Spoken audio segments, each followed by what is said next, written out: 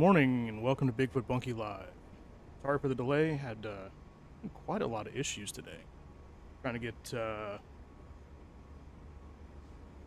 got everything ready, going ready to go, and GSX decided to crash, do GSX things, and then I was having problems with the stream. Just everything's fighting me today. Apologize for the delay.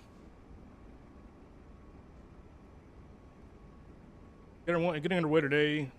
Quick flight. Or at least a quick flight for the DFW, for the 777. LAX to DFW, PMDG 777-300. Because it takes so long to board this thing, I have boarding already going, and we're sitting in the terminal ready to go. We'll jump in the cockpit in just a second. How are you doing today?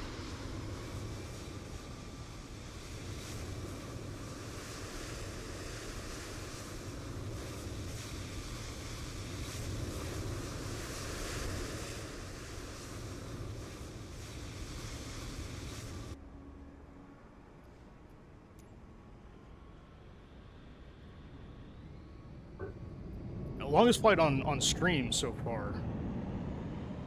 I've done quite a few really long flights in Flight Sim. The longest one I decided to do Singapore to San Fran using the A350.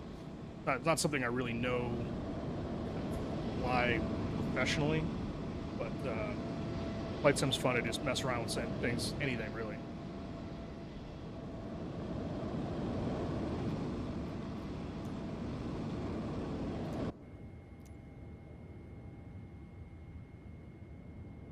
Alright, jumping straight in the cockpit. We got passengers boarding already. Let's see, yeah, I had to change everything. Don't see anybody. See if GSX is doing what GSX does. Yeah, we got some passengers boarding. I love that you can see that. I think it adds a lot to it. Although, when you get to the larger aircraft like 777, man, it takes a long time to get everything going.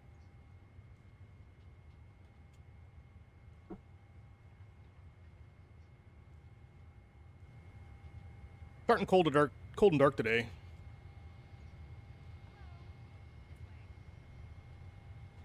You know, I don't know. It's not something I really think about, to be honest with you. I've never really noticed it. I mean, I've noticed it, but it's not something I've really thought that deeply on. We keep the cockpit pretty bright all the time. Most people do, even when you're doing the overnight flights over the Atlantic or over coming back from Hawaii or back up from deep south. We tend to keep the storm light on. This one right here, and it overrides everything, puts everything to bright, and it tends to keep you awake. So you really don't see the green that often. When for taxi, takeoff, and landing, that'll be off. So you'll see the green, and you keep it pretty dim. But it is an interesting choice, isn't it? Let's hold on. Before I do that, I'm gonna get the head tracking going. Make it a little more realistic.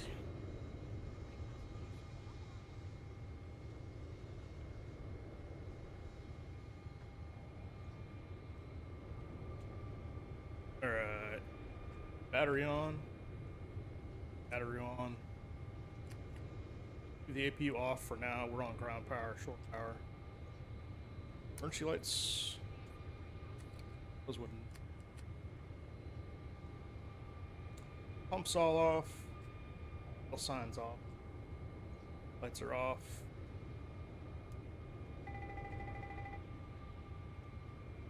It's passed. Auto starts on. Pumps are all off. On. Off.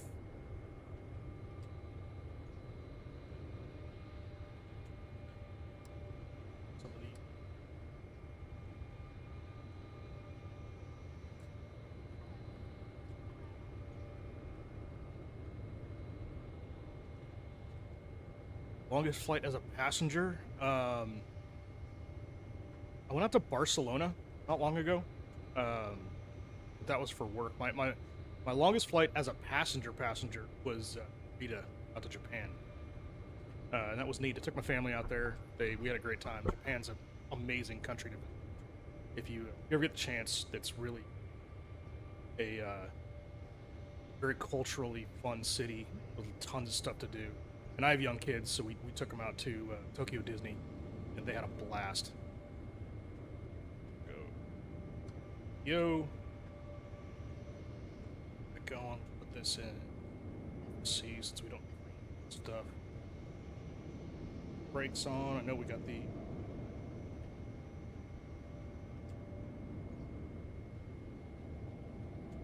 It's 121.75. If I remember LA.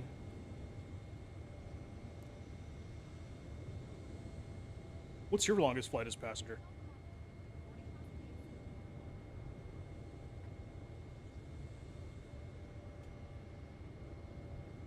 Let's see. Got the Boris, so we'll see. I don't really notice the interior stuff for the Boris 777 sounds as much as I do inside. The engines sound way better.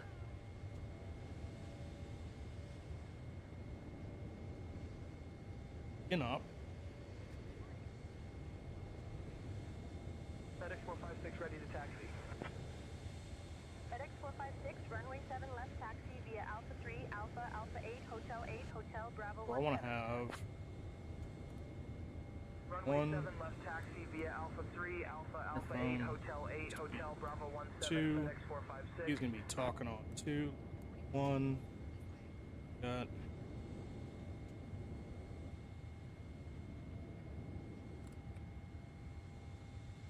Southwest 2149er ready to taxi. That's that.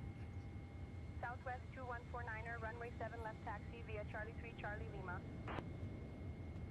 Get into the FMC real quick. 7 left taxi via Charlie 3, Charlie Lima, Southwest 2149er.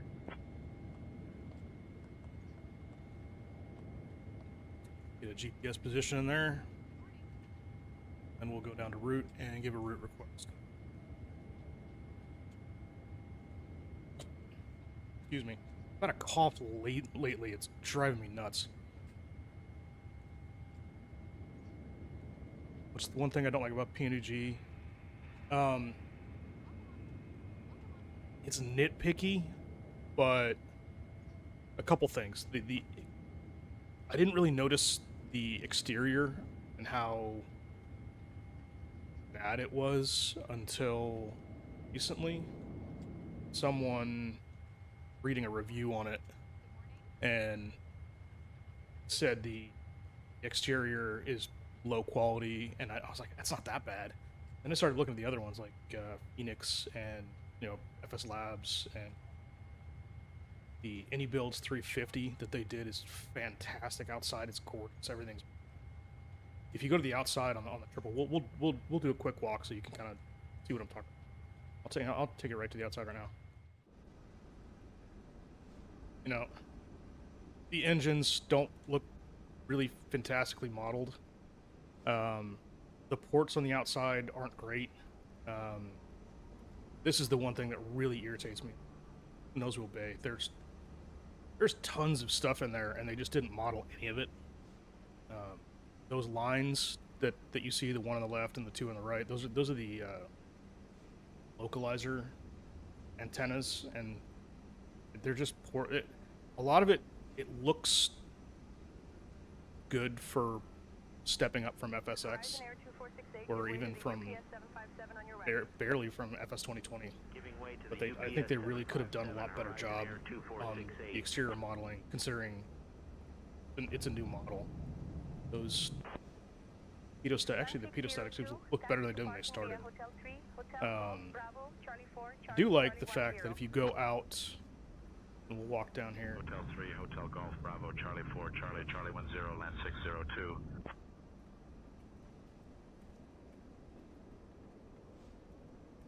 It's kind of doing what I normally do.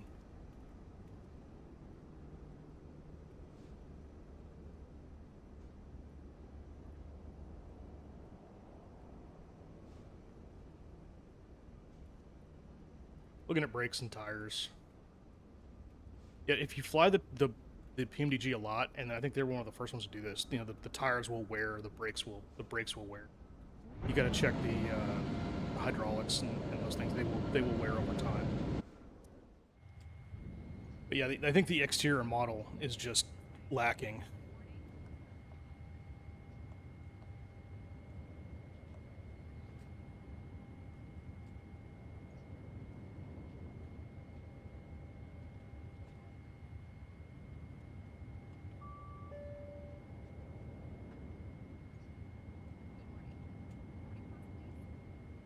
Yeah, it it didn't look as bad on this as it did earlier. I think they might have corrected something in one of the updates. One of them was really bad.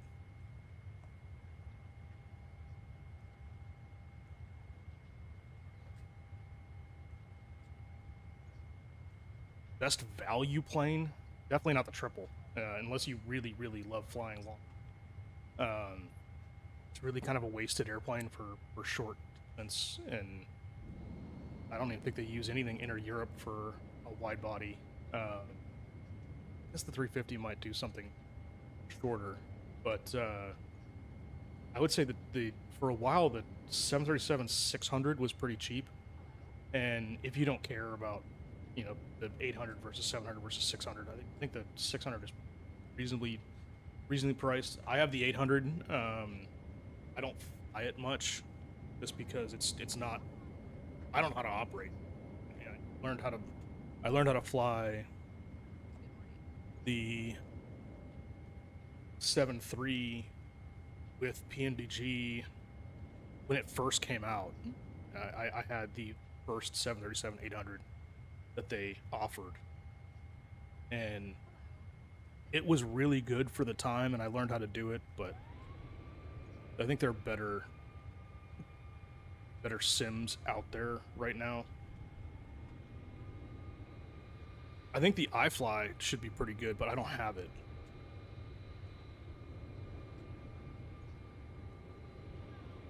I can tell you they make the 800 the most expensive because that's what everyone wants.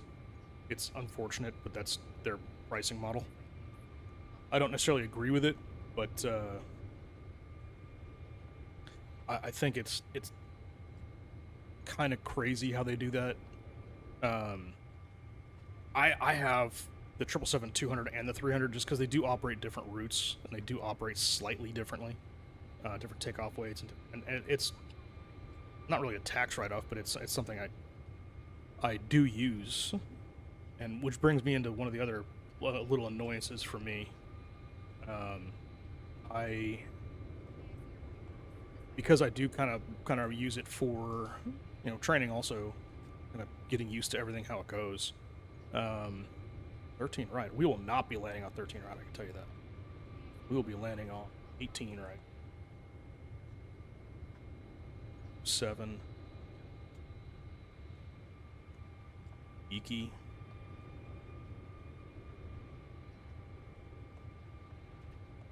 There we go.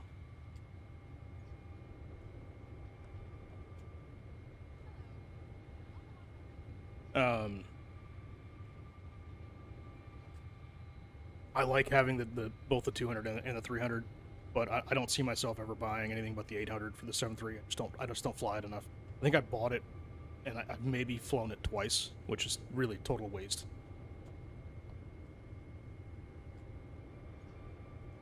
Estimated takeoff weight, estimated zero fuel weight of 456.3. Press limit. To runway analysis. Going for board, and I bet you I'm behind. Oh. What I was talking about, the 777 takes forever to board, so even in real world, it takes, you know, it takes the full hour for everyone to get on board and everyone to get ready.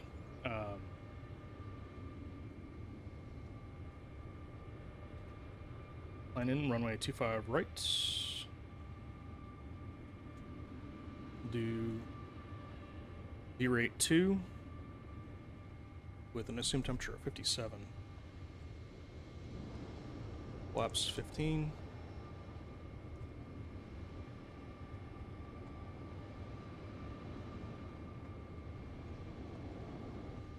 That's pretty much how you get the 777 FMC ready to go.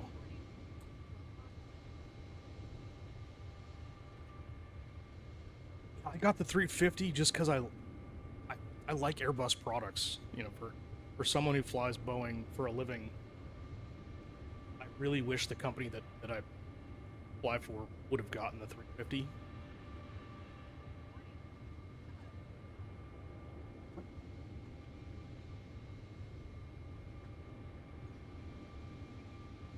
Yeah, I don't buy anything on in-game marketplace. I got burned on that, and I think you said you were on PC also, or were you Xbox? I can't remember. I bought the Aerosoft CRJ in the in-game marketplace, and then they stopped updating it, or it took them like an additional 6 months to update to the new update for it, and I was really irritated by that because it wasn't working in 2024 at all. You had to have that in-game marketplace update, and it took them just a unbelievable long time to update it, and so I couldn't buy the product that I had paid for, which really made me mad. Come up here, 5,000. Got a V2 of 166, dial that in here. And it is an RNAV departure, so we'll go LNAV, VNAV. That is set up. Go down and get a ATIS. Flight information, ATIS request.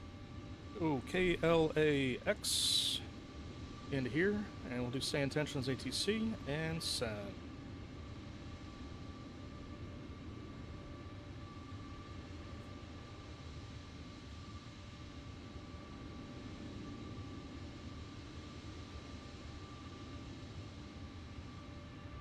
Yeah, sorry you're stuck on that marketplace. That when they first announced it, I thought it was going to be amazing because they were talking about how you can rent stuff and try stuff out and really kind of change how the whole game was run. All right, there's the comm message.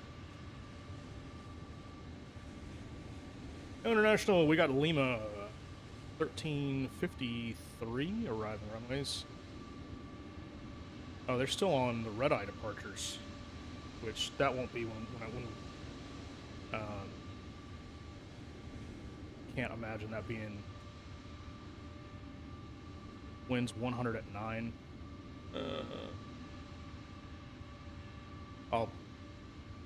That's very unusual for LA to be using the sixes.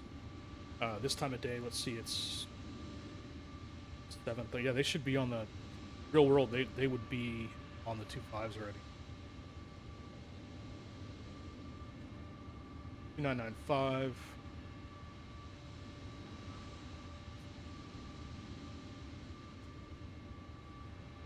$2995.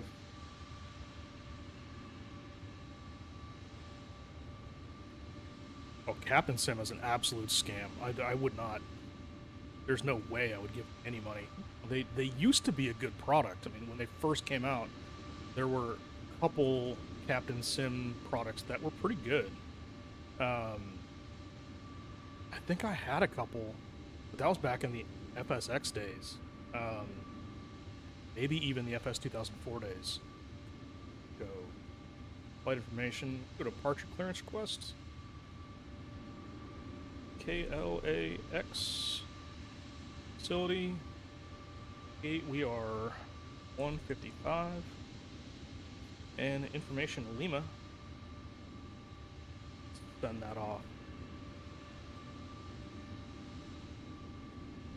If you could have any aircraft in flight sim, what do you really like doing?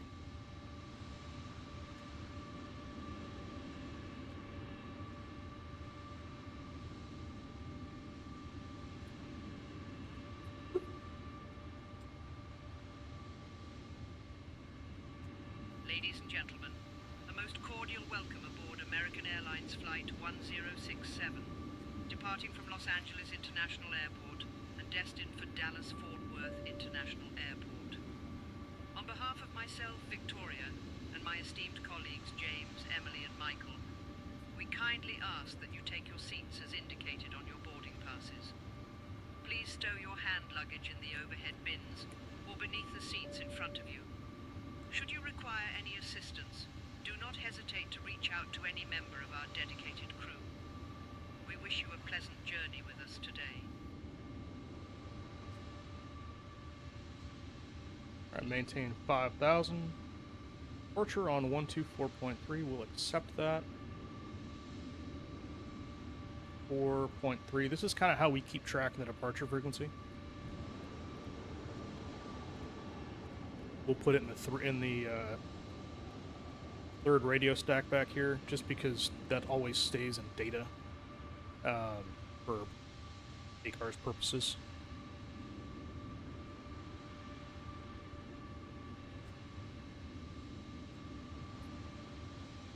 And so we gotta change this. Looks like 7 left. Reach 8.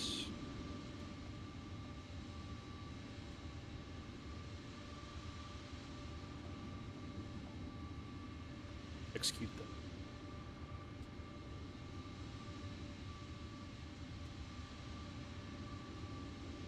I've heard really good things about Tolus, or Tolstis, or however you pronounce it. I've never had any of their products, though. Squawk 5221.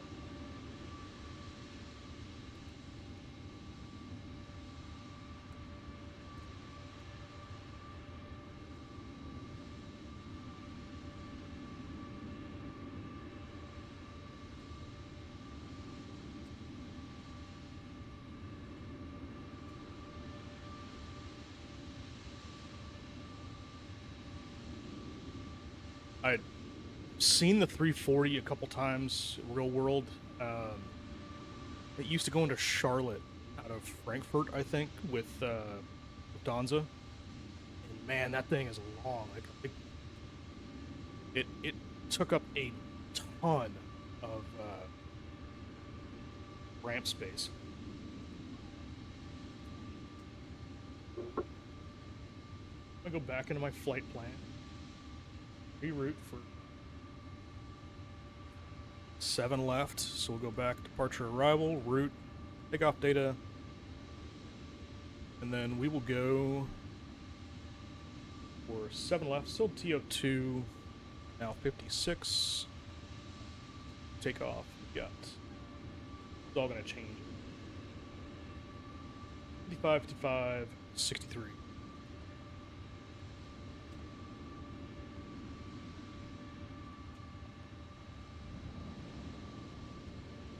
And the new data for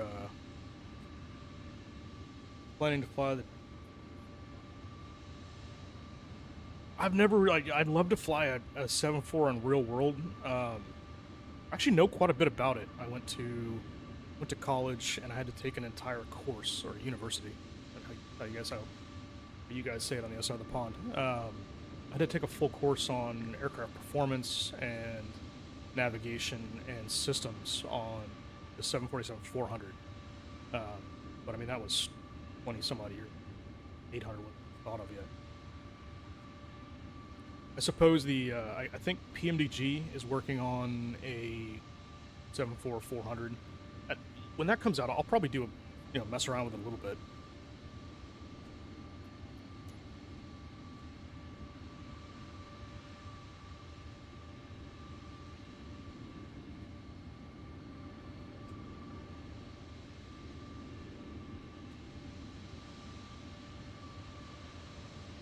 Alright, so 163 down on me. 2. Again, I'm doubting. Okay. See if I can do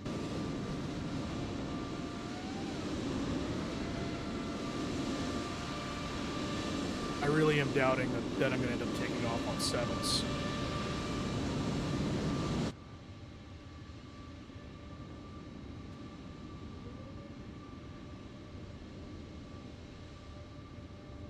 what aircraft do you fly the most for flight sim? What do you enjoy?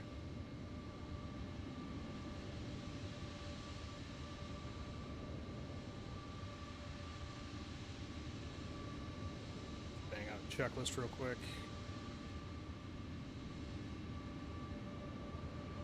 Oxygen check.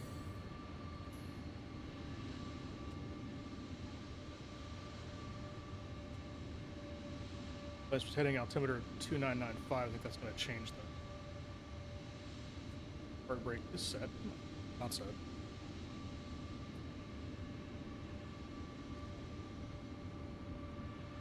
You know, I don't know if you were following the flight sim weekend that went on recently, but Vector is a new company that a new developer that's doing a 787 8, 9, and 10, and that will be in my hangar. I will be flying that. I will be live streaming it.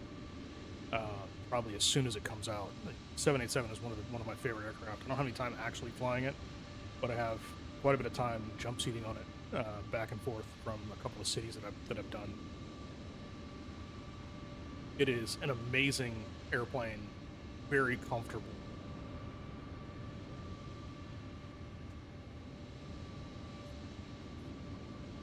Yeah, if you're talking about the Kyoto 787-9, and this is usually gonna make you mad, it's a free download for people on PC. You just go to flightsim.to, and it's there.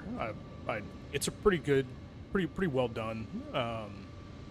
And if you're not going for absolute realism or absolute physics or crazy, what I like to do, it's probably a great program. I've done a couple flights on it. It's not my favorite.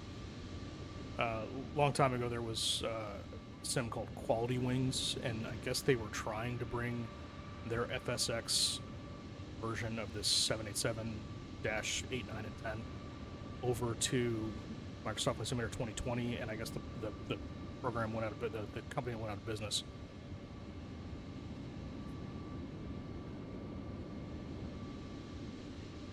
I honestly don't think I've really even ever started the default 7.8, so I can't really.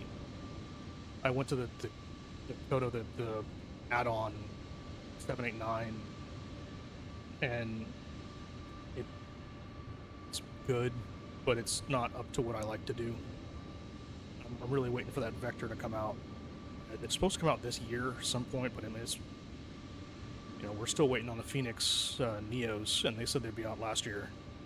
And that's kind of how Flight Sim works.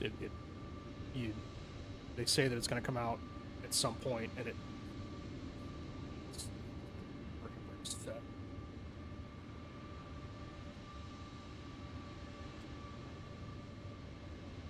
You're going to have a problem today. You might have a problem today. Speaking of things I hate about PMDG, they tried to model how the parking brake on the 777 works, and it screws up in the sim so often. As you can see, the parking brake is set, but it's not reading it. So I will do an item override, and pre-flight checklist is complete. The way the checklist on the 777 works is once it's complete, close it out up here using the thing, using the checklist button, and then you press it again, it'll come back up with the correct checklist. A320, the 220-300 by any builds. I forgot who the developer on that was. I really haven't looked that much into it. 220 is just not something I really jumped into very much. If I might end up getting it, probably not.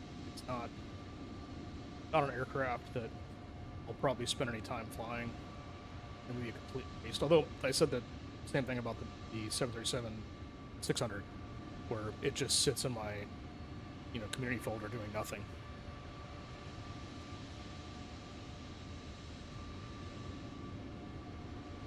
Who is that? I'm gonna have to look it up.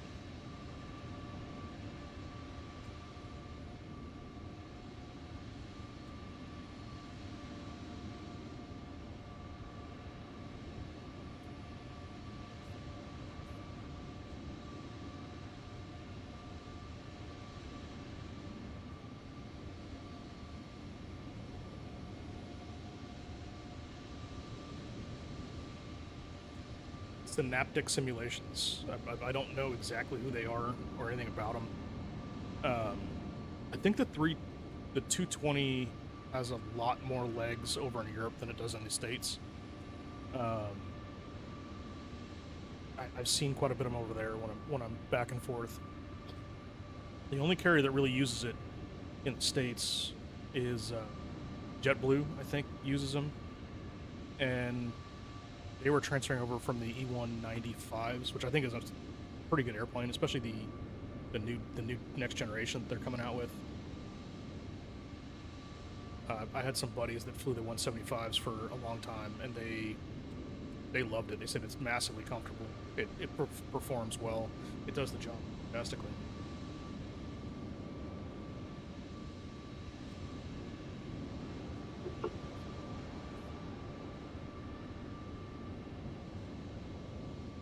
Do you know anything about the synaptic simulations? Have they done anything else?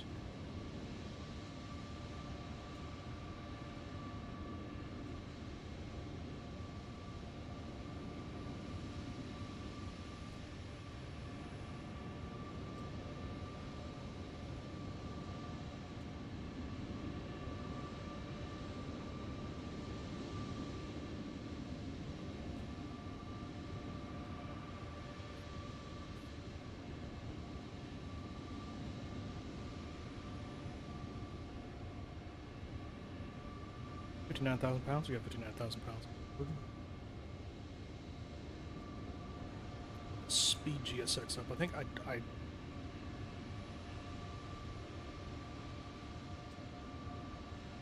think I really need to change. Let's see if I can do this. I don't know if it'll do it on the fly.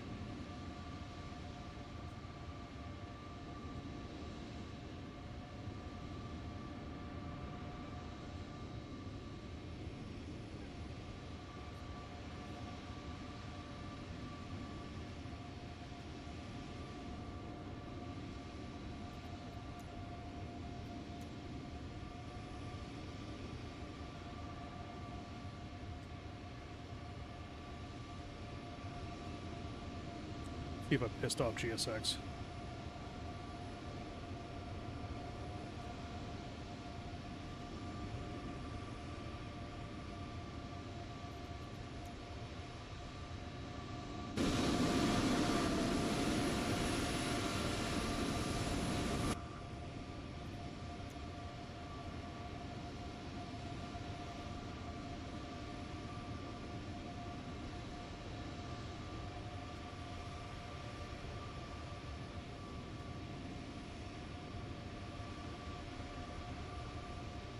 Yeah, it looks like GSX decided that, you know, I've been having more and more problems with GSX.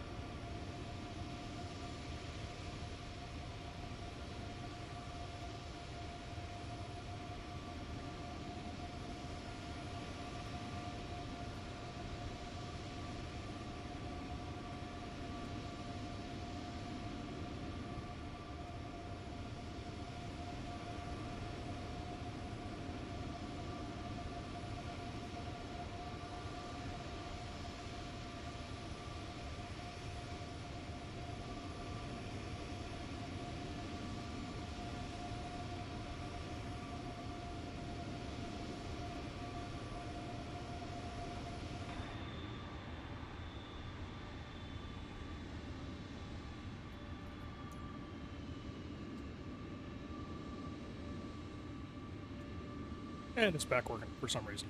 GSX is... I started flight school at a really inopportune time. Started right before 9/11. and so I was in the process of, working on getting my private pilot's license here in the States, and everything shut down, and we couldn't fly for a while. Kind of went backwards on learning things. But it ended up working out. I ended up going to an aviation college here in the States.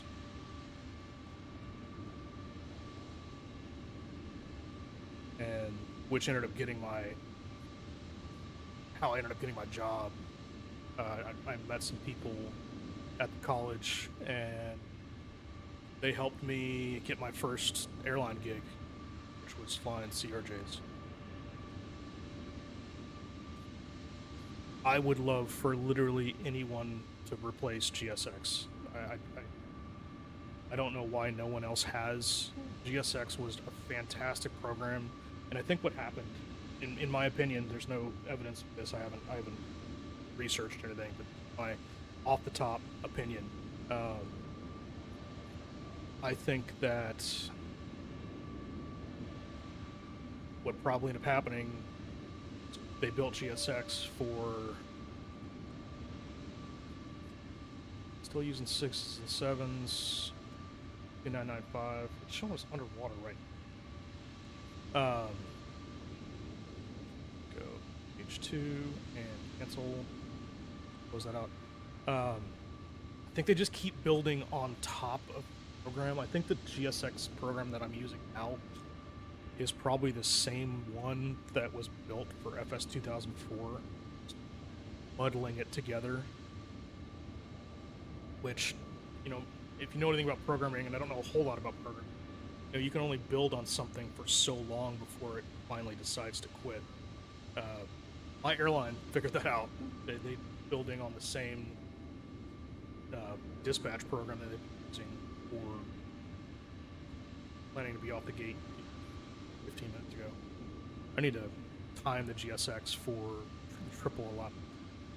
I wish that you could time them for different aircraft. I wish you could tell them, hey, I want it to take 30 minutes or 40 minutes to board. Change the GSX settings for Airbus, and I get the Airbus boarded in 25 or 30 minutes, but using the same amount of flow to get people on and off the aircraft, it takes the 777. It's sitting almost an hour now, and I'm still not full. I would love for any builds to come in and replace GSX. I think any builds has its own problems, but they do a pretty good job at. I think they're the premier developer right now for Flight Sim 2024. I think they're part of the Asobo team, or if they're it makes sense why it works so well, because they're working with their own native program. But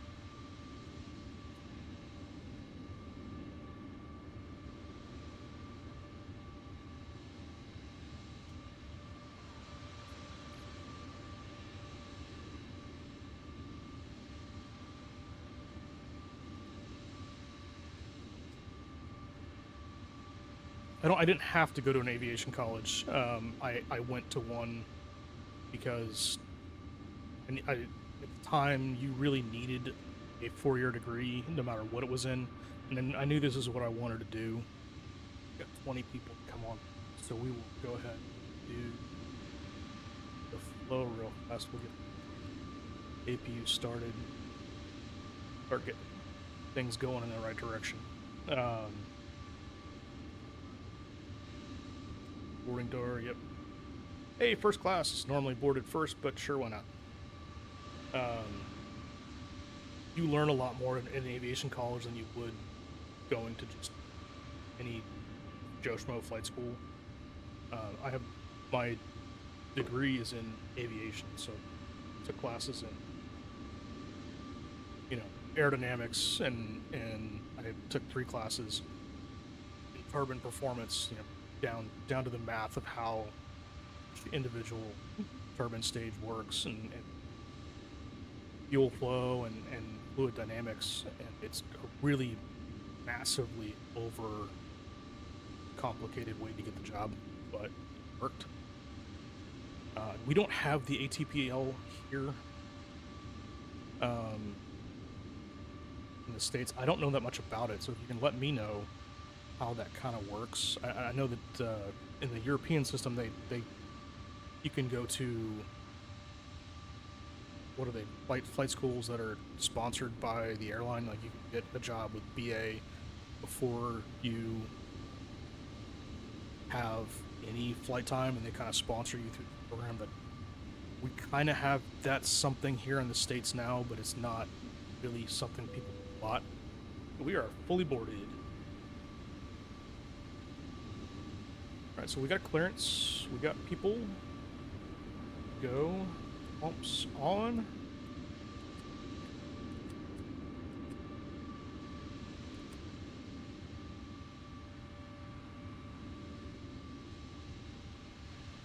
Close the door.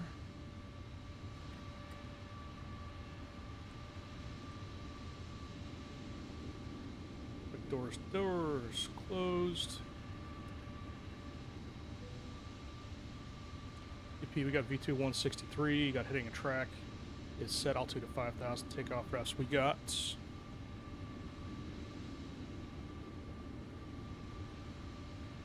155, 155, 163. CDU pre-flight is completed. Trim 00. Got 0 units here and 0 units on the yoke. Next takeoff briefing. We're going to be leaving off of 7 left. Push back into the alley.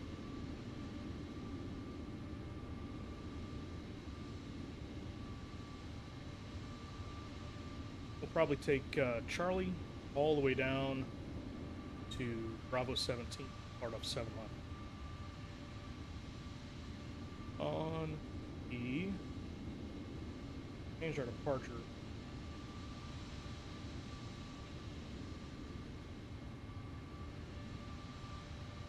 Steel Beach 8 departure. Right out of 1071. On by ATC, which we're going to 5,000 up here. Our start checklist is complete. Open that up, should be our taxi checklist, so we are ready to push.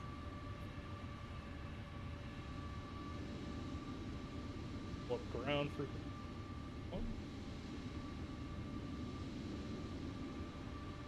on the south complex, so 12175, which is the correct one.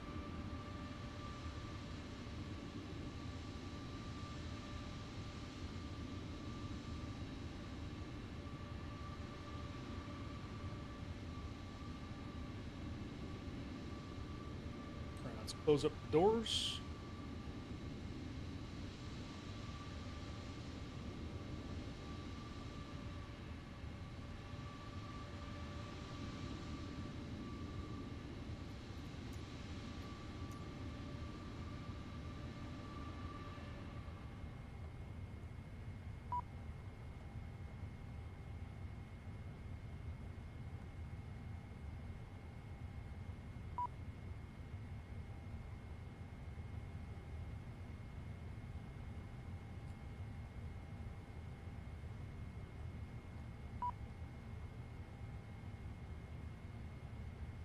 Hello, Captain. We are ready for pushback.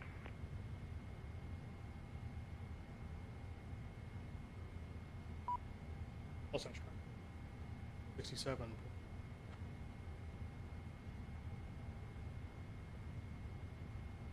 American 1067 Heavy, Los Angeles ground, pushback approved, tail north. Push proof, tail north, America. Departure checks completed. Bypass pin inserted. Alright, go down to the doors page. No, I'm still showing stair.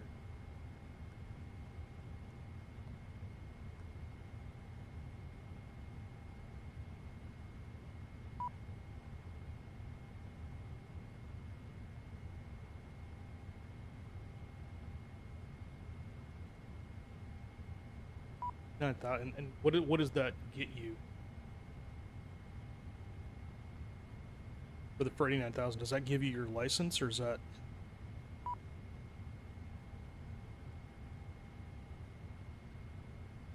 Why do those keep open?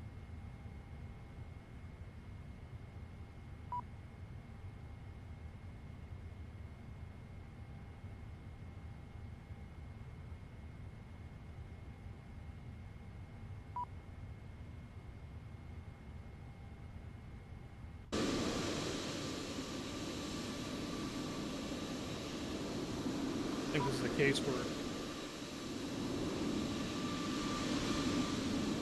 MDG's fighting.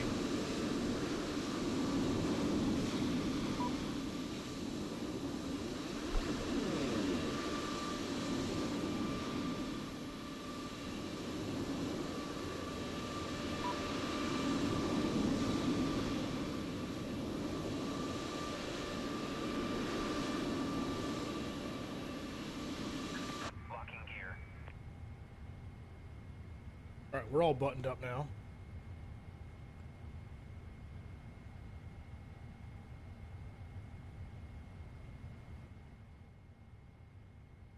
Delivery is the new 100th anniversary for American Airlines. I figured it'd be different to fly that one. I tried to turn down the sound a little bit. Sorry about that.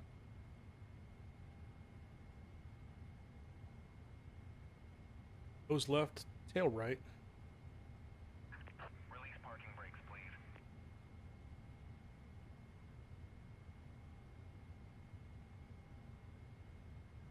Yes.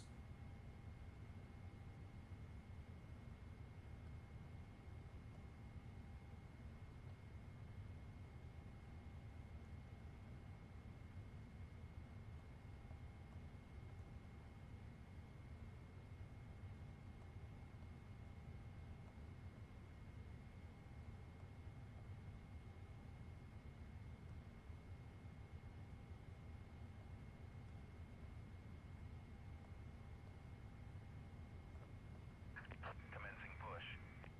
All engines clear. Start at will.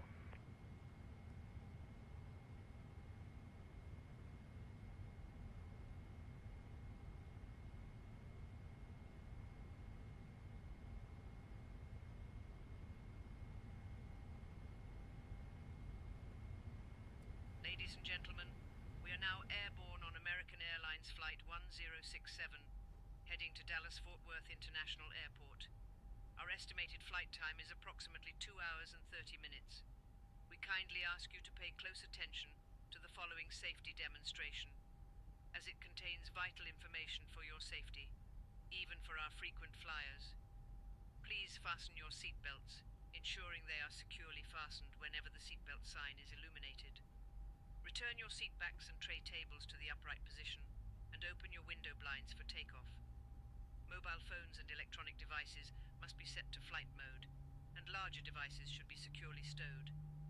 Smoking and the use of e-cigarettes are strictly prohibited, Trying to figure out a good time to do including in the a lavatories. really long. In the I think we were unlikely talking about event of a loss of cabin it'd be pressure, nice to do oxygen masks will drop a down. international Mask flight somewhere I towards can you. Place show it over your nose and mouth some of the and breathe international normally. procedure getting Remember out. to secure your own mask Free before Heathrow assisting or others. maybe something. Life vests are located under your I was looking at seats. San Fran, Please Hong Kong. put them on Probably only broke after leaving 2 the streams. aircraft. Floor level lighting will guide you to the nearest exit, which may be behind you. In case of evacuation, please leave all personal belongings Please set behind parking brakes. and follow the crew's instructions immediately. Got If one any good start. electronic device becomes hot or Starting catches 2. fire, please inform a crew member right away. The safety information card in your seat pocket contains all Waiting your details. confirmation for a Thank good you for engine your start. attention, and we wish you a pleasant flight. One good start. Cockpit to ground. We have a good engine start. You can disconnect. Unlocking gear.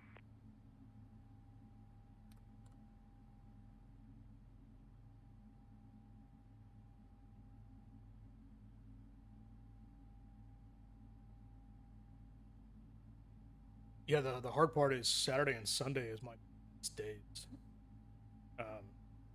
Tend to be on the most on Tuesdays because my kids are at school and wife's off doing. She wants on the so she's gone often until noon.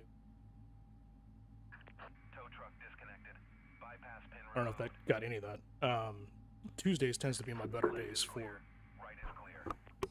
for streaming, which is unfortunate because the majority of VATSIM is off on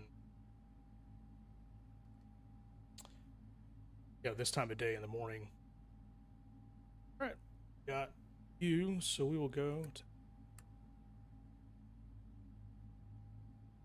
give him a good wave, tell him goodbye. 2, cleared for push and start. Roger, pushback approved. American 2.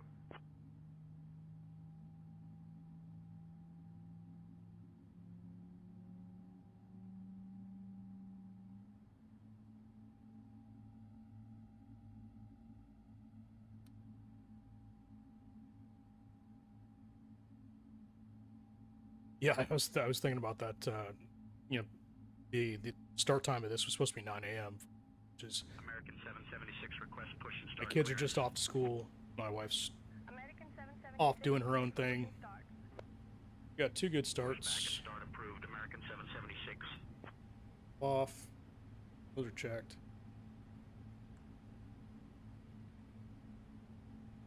2 flight control.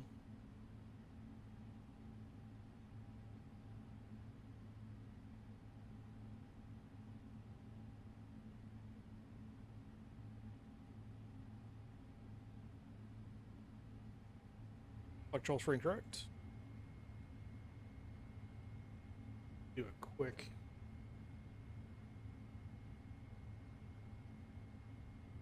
performance.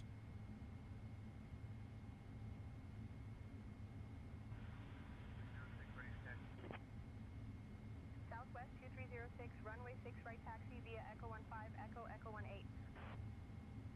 Runway 6 right taxi via Echo 15. That's going to change a little bit to here. American 2 ready to taxi. TO2, select temp 45 now. Taxi via Mike, November, Echo, Echo 18. Runway 6 right taxi via Mike, November, Echo, Echo 18, American 2. Alaska 668 ready to taxi. 143, 145. Alaska 668, runway 7 left taxi via Charlie 8, Charlie Lima. Runway 7 left taxi via Charlie 8, 46. Charlie Lima, Alaska 668. 150. Our new takeoff numbers. Alaska 801, runway 6 right Those are taxi good. via Echo 15, Echo, Echo 18. And ISIS off. Recall is checked. Flight controls free and correct. Ground equipment is clear. After American That was complete. 746, runway 6 right taxi via D10 center, Delta, Kilo, Echo, Echo 18. Runway 6 right taxi via D10 center, Delta, Kilo, Echo, Echo 18, American 2746. Airwest 4475 ready to taxi. start moving to the top of the 4475, runway 6 right taxi top via of the Echo, queue up Echo here. 18. Runway 6 right taxi via Echo, Echo 18, Skywest 4475. Los Angeles ground American 7 head. United 1941, runway 7 left taxi via Charlie 6, Charlie Lima. American 1067 heavy, Los Angeles ground, go ahead. American 1067 tack.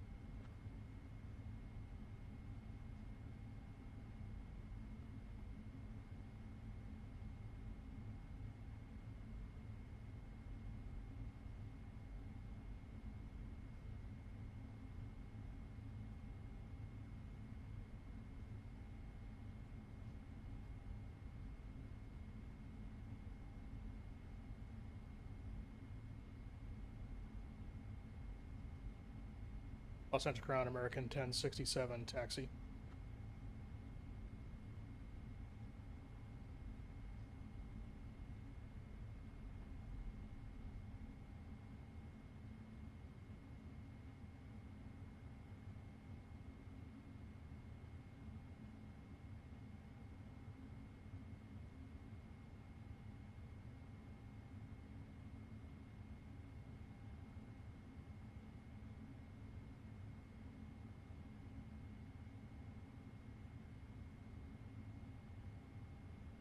Yeah, you're the first person who's been coming back, and I appreciate having you here.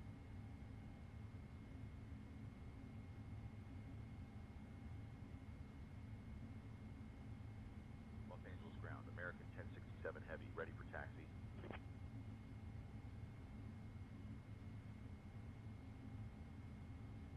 American 1067 heavy, runway 25 right taxi via Charlie 10, Bravo, Bravo 1. Probably 10 Bravo Bravo 1 to 25 right. Americans. I knew that was going to happen. I called it. We'll start taxiing out, but we will get 5 right, Charlie 10, Bravo, Bravo 1, American 1067 Heavy. 25 right. 67 heavy, negative taxi via Charlie 10, Bravo, Bravo 1 to runway 25 right.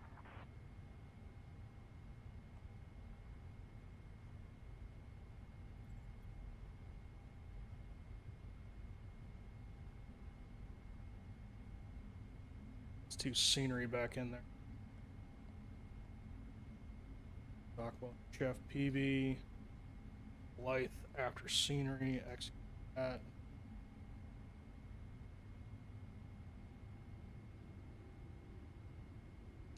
For my computer, yeah, I've got a Intel i9 1400K, I think.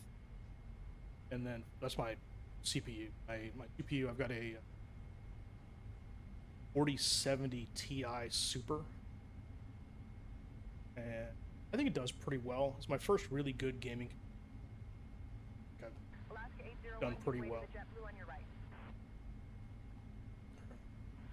Bravo 10. 478, taxi to the ramp.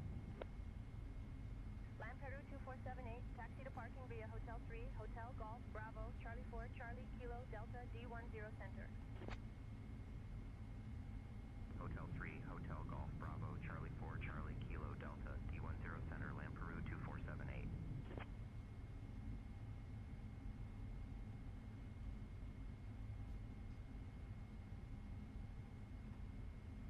Yeah, I'd love to run this at even higher settings, but I ran flight sim for a really long time, just on whatever I could, and finally had the money to go out and get something I really liked. Okay, okay.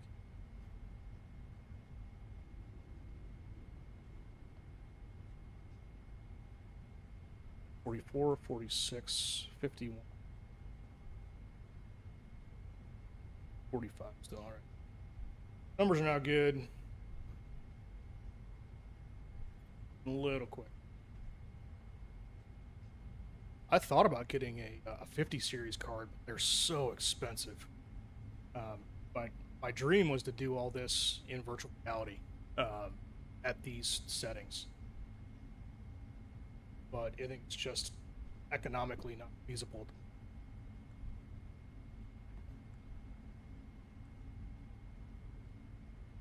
Southwest 2306, give way to the Alaska on your right. Southwest 2306. What, have you ever thought about building a gaming PC for Flight Sim, or?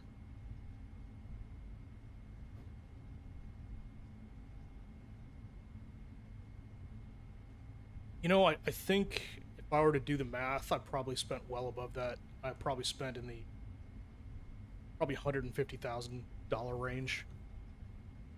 But you can do it for cheaper, especially if you donate to military or something like that. Alaska 1366. It went for a lot cheaper. Alaska 1366, runway 25 right taxi via Charlie. Or takeoff checklist is complete. Runway 25 right taxi via Charlie 8, Bravo, Bravo 1, Alaska 1366.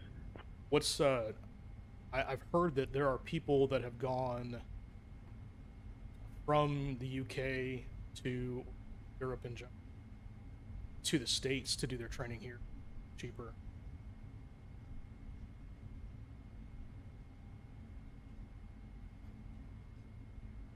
Are you gonna have a sponsor airline or something that you're gonna go with, or is it just gonna be all on you?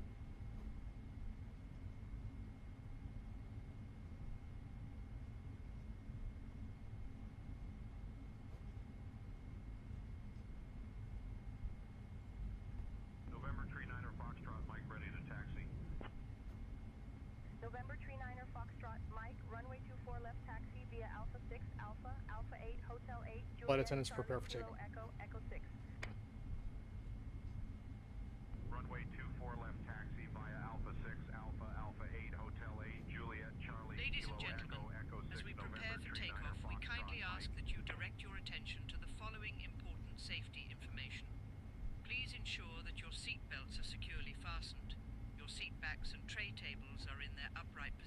So what do you do now? What's your occupation? All electronic devices must be set to flight mode, and larger items should be stowed under the seat in front of you or in the overhead bins. Smoking is strictly prohibited on board, including in the lavatories. In the event of a loss of cabin pressure, oxygen masks will drop down from the panel above you. Pull the mask towards you, place it over your nose and mouth, and breathe normally. Remember to secure your own mask before assisting others. Life vests are located under your seats, and floor-level lighting will guide you to the nearest exit. Thank you for your attention, and we wish you a pleasant flight.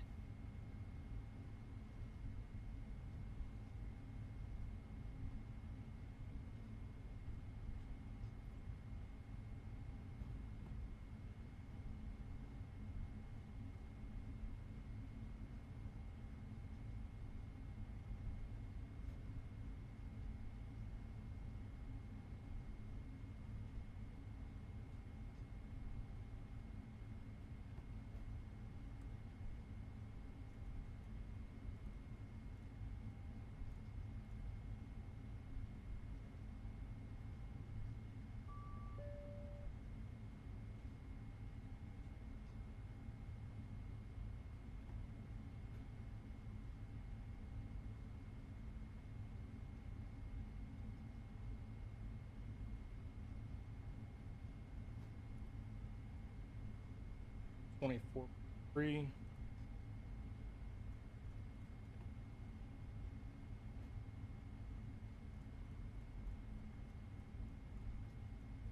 What do you currently do?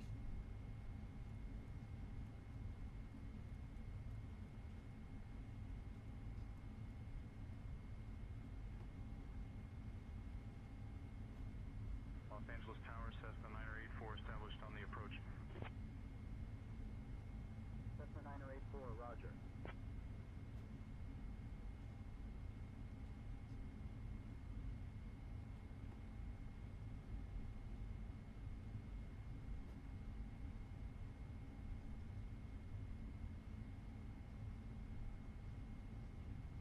Los Angeles Tower, American 1067, have go 5 right.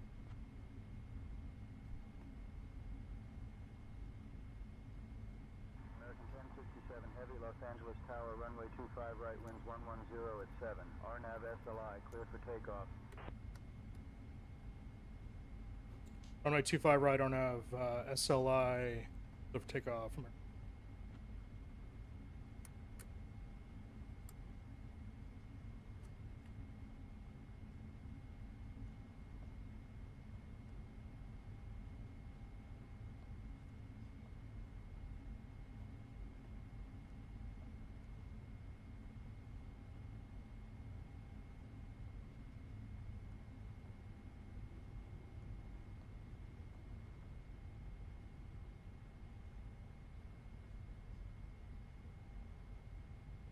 All right, here we go.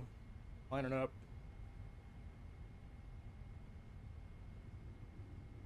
Triple seven has steering on the rear wheels. Go and straight. Line up the runway for a minimum of 20 feet before you go full power. 7R, holding short, November 39er Foxtrot, Mike. 50%. Okay. Press set. Airspeed live.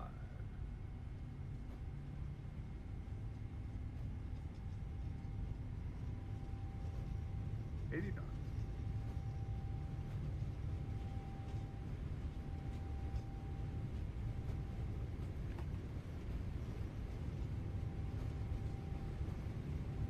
V1, rotate.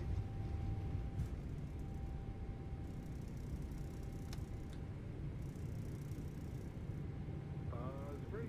You're up.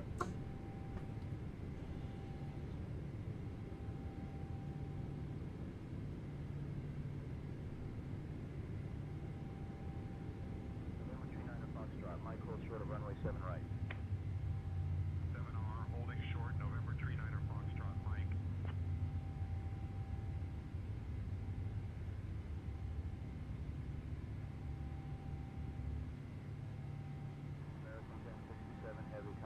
departure. Departure, American 7 Heavy. 5.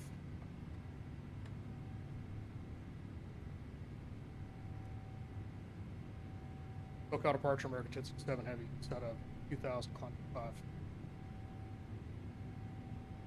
Flaps 1.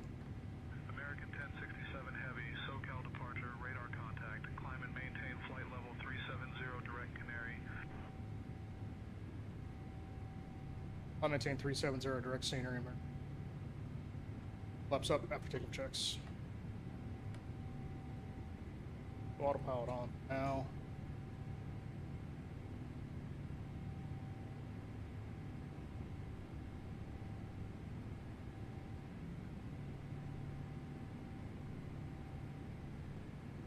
They want me going direct scenery. CNERY.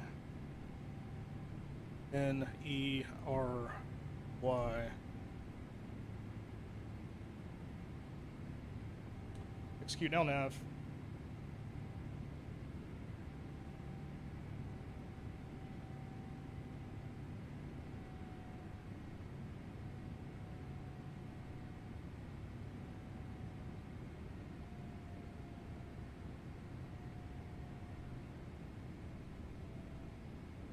Blythe, scenery Blythe.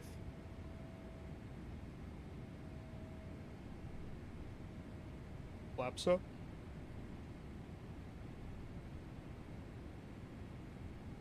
American 1067 Heavy, just a heads up that we had an aircraft near your position. Report moderate turbulence about 25 minutes ago at flight level 50. Understand moderate turbulence at flight level 50. 1067. 132.85, Vision Jet 2A Charlie. American 1067 Heavy, roger. Acknowledge moderate turbulence at flight level 050.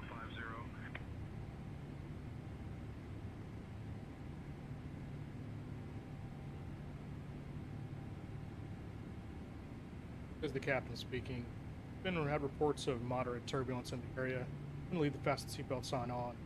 Please remain seated. Advised. You know what's the worst developer ever for flight sim? Probably Captain Sim. We have just received information regarding moderate turbulence in our flight path. We kindly ask that you remain seated. I'd say Captain Sim because I don't think they're honest about what they have. They try to pass it off as a first class kind of add-on. After takeoff checklist is complete. Thank you. That or was it mix something? It is on the American 1067 Heavy, direct SLI, then as filed, please. direct Seal Beach as filed. American 1067. He gave me direct scenery. American 1067 Heavy, roger, direct Seal Beach, then as filed.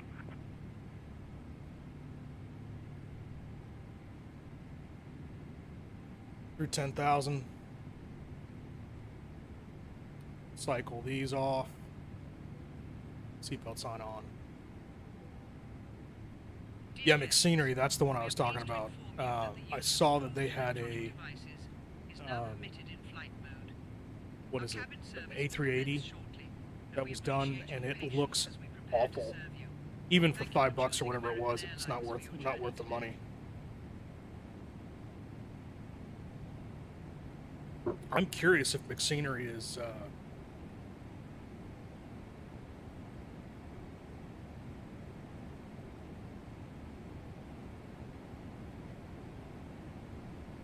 I'm curious if McScenery is actually someone from Captain Sim, because it's very Captain Simmy, kind of what they do.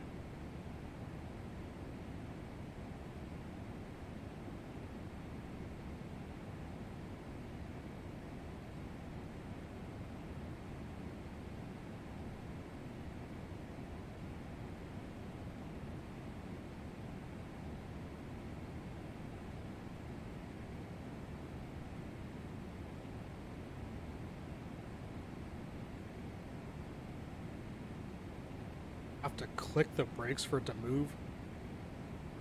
Really? Are you able to get the fly-by-wire A380? I'm not sure if that's something that is available outside of their website or not.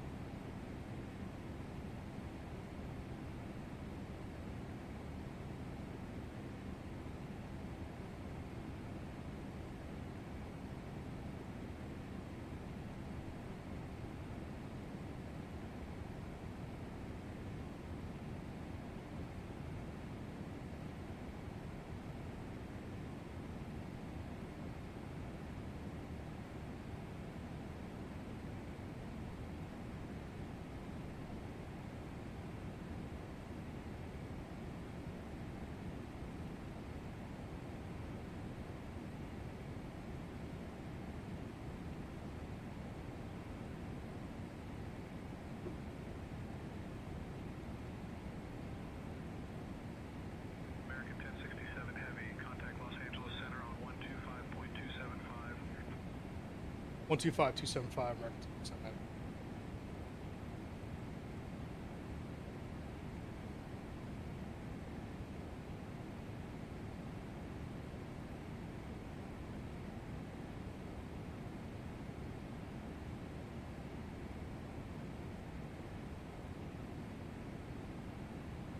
LA Center American 1067 out of 18, climb to 39. American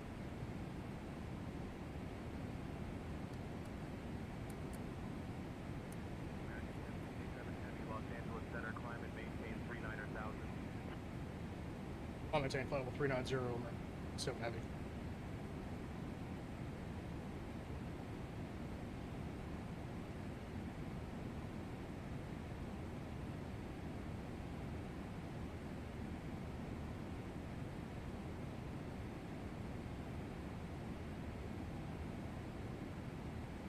I think they do the aircraft so bad is because it looks like they have someone who has moderate modeling skills and have no ability to model systems or any knowledge of how they work. So, looks like the engine anti-ice is on. Ooh, and the wing anti-ice, so it's cold out there. I don't know if you know this, the anti-ice system on the 777 is completely automated. You put it in auto, and it's pretty much forget it. We were taught in training that the wing anti-ice system was actually not even supposed to be on the aircraft, but the FAA refused to certify the airplane until Boeing put an anti-ice system on the wing. Even through extensive testing on the original 777, they couldn't get the wing to ice up enough to make a difference. So that system is almost completely useless. Learned a lot of really weird stuff about the 777 when I went through training on it. We were told it has a max landing weight for demonstration only, because the gear is so beefy that you can land at max landing weight or at max takeoff weight, and it wouldn't even phase it.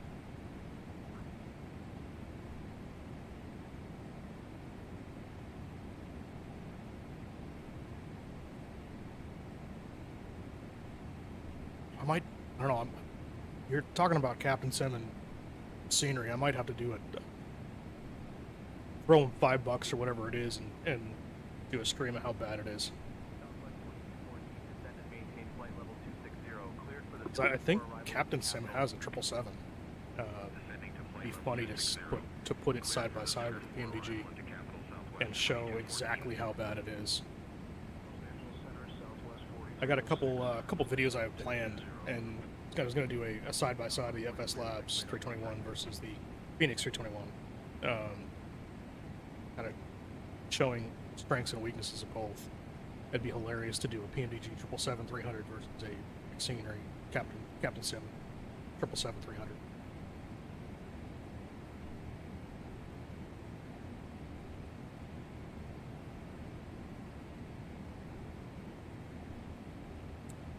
Cruising altitude today is 39,000 feet. That'll take a little bit to get up there.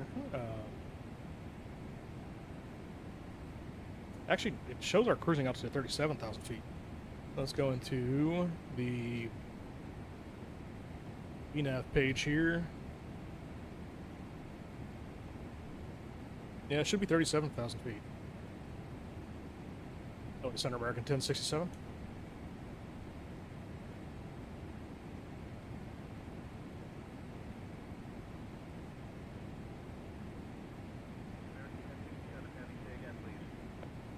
American 1067 would like to stop the climb at flight level 370.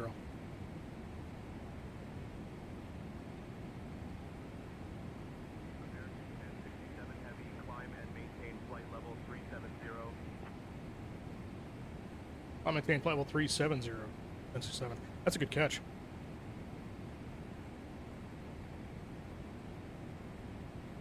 It would have sputtered and struggled to get up there. You look down at the VNAV page on the cruising altitude. Our max altitude right now is 38.2, so we wouldn't have even made it up there. And it says Optima 37.6.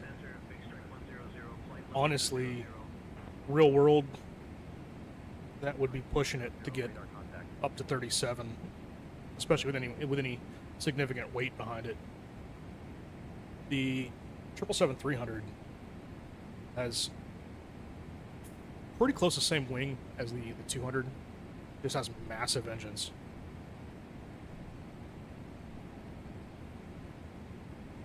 I've never purchased anything on X-Plane, though I've heard that they're the 777. Who does the 777? That's just about to put it out. Flight Factor, I think it is. It's supposed to be rival PMDG. If not, I've heard it's better. But you know, my community folder for Flight Sim, it's massive with all the add-ons I have and everything. I don't think I have enough space to run another simulator on mine. I had to delete FS 2020 because my 2024 folder was so big. All right, well, let's talk about that. What is it about the Flight Factor 777 that makes it better than PMDG? As someone who has not worked with X-Plane pretty much at all.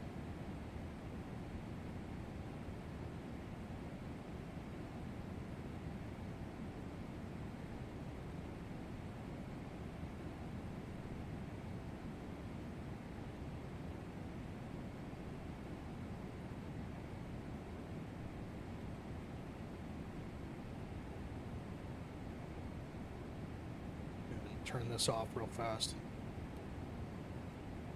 It appears we're past the turbulence. You can go ahead and begin your service. Understood, Captain. I shall commence the survey now.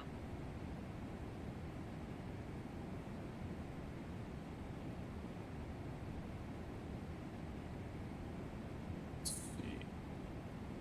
Landing with 18.4.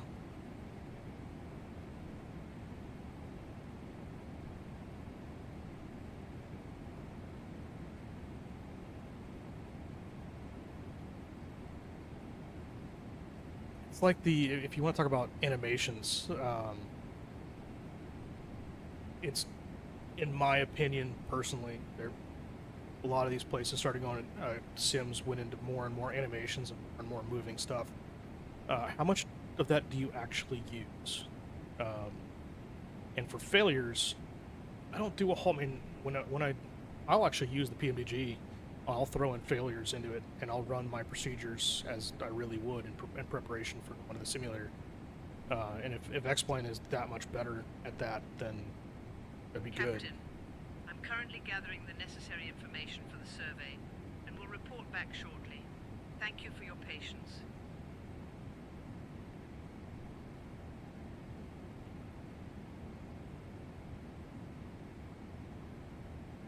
Control the put. Again, that's not really something that really adds anything forward for me. That's one of the reasons I like GSX is because you tell it to push and it does it independent of you. I like to have GSX run all those extra things for me and see it going on and experience the timing of the pushback and the boarding and the dance of everything that goes on. But I don't necessarily want to actually do it. Although I actually have a simulator on my computer that I downloaded years ago, where you actually get to be the the push crew, get to hook up the air stairs and then drive the conveyor belts up and unload the airplane and basically do all the ramp jobs, which I thought was kind of cool.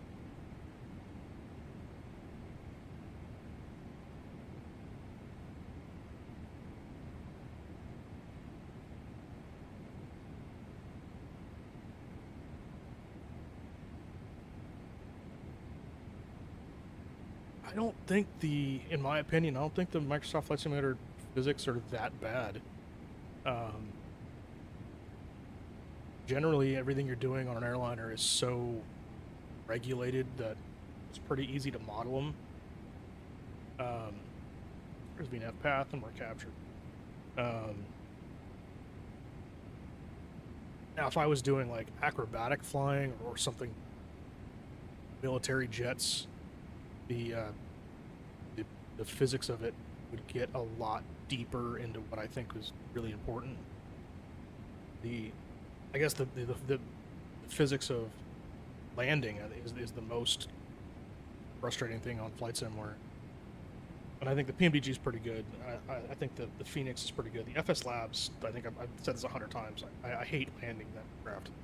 I've landed a real 320neo 100 times, and it doesn't land that much differently than a 321 standard current CEO. But in Flight Sim, it just floats forever. Even at flaps 4. So what do you tend to do a lot of emergencies or model failures? Well, get back into failures. The FS Labs, going back to them, their addition of having MEL'd systems, which we are delighted to inform you that we will now commence our snack and beverage service. We invite you to having enjoy MEL our systems where delightful you have to go selection, into including the our books and signature verify that you breakfast do the and procedure beverages. correctly, and it's a separate Following procedure from what service, your selected normal items everyday from the flying, and American Airlines shop that will adds be a ton of available for realism, perusal. Thank you because for your attention, and you know, we especially on hope the you narrow enjoy body your fleets like the refreshments. Airbus 320 or the 73, the CRJs or the small stuff doesn't really affect us this much on the wide body fleets, because they have an amazing amount of maintenance crews that come on board there, and they're constantly fixing things. You generally don't get a whole lot of broken systems. The wide body stuff, especially because with the ETOPS regulations, most of everything has to be kind of working, go over the water. So we'll depart a lot with like a broken IFE screen or seat that doesn't recline perfectly, or maybe a broken oven, but you're not going to see stuff like I did the stream in Hawaii, and it had a generator failure, so we were running on one generator with an APU going.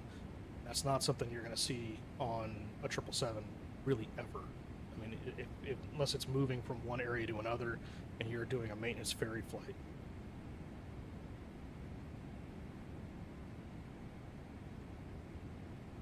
So getting back to, are you thinking about going to or trying to do the Air Baltic thing?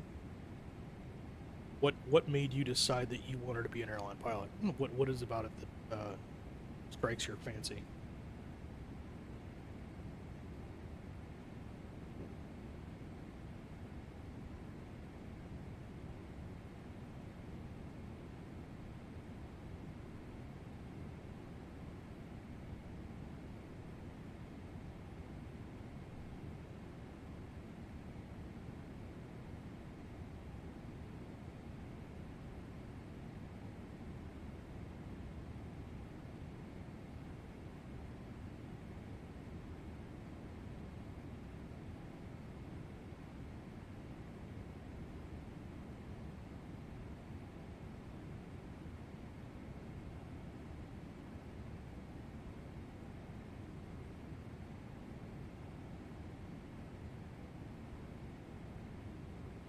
these areas of the flight are kind of the reason why I was keeping the flights tend to be shorter.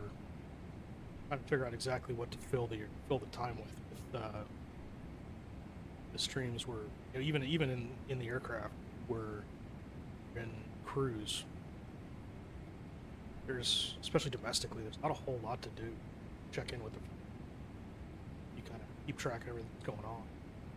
Other than that, there's not a whole lot for us to be going through.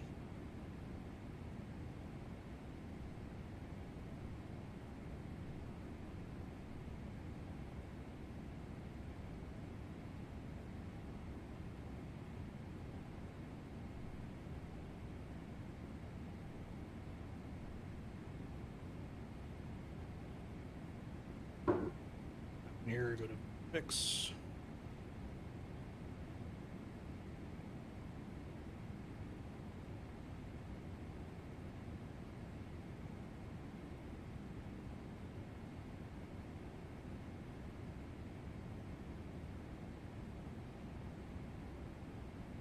Kind of plan that as some of my alternate should something go.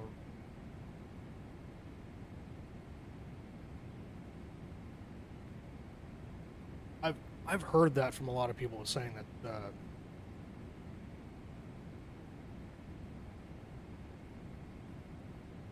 X-plane has much better physics.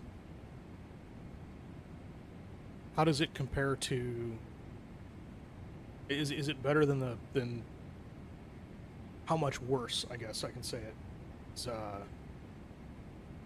Flightsim 2024, because when Asobo took over from FSX, you know, FSX had terrible physics, and when they went to 2020, they say they added a whole bunch of additional physics, and if you go into the settings, you can see of how the air is moving over the wing and how it's supposed to be reacting to it. Is that even close to how X-plane does it? I know that X-plane you could see. American 1067 Heavy, contact Los Angeles Center on 119.905. 1995 American 67.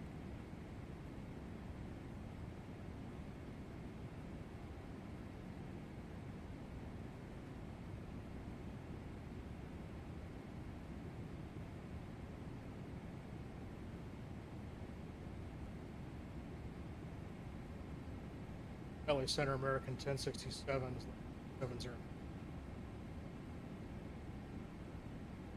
American 1067 Heavy, Los Angeles Center, good morning.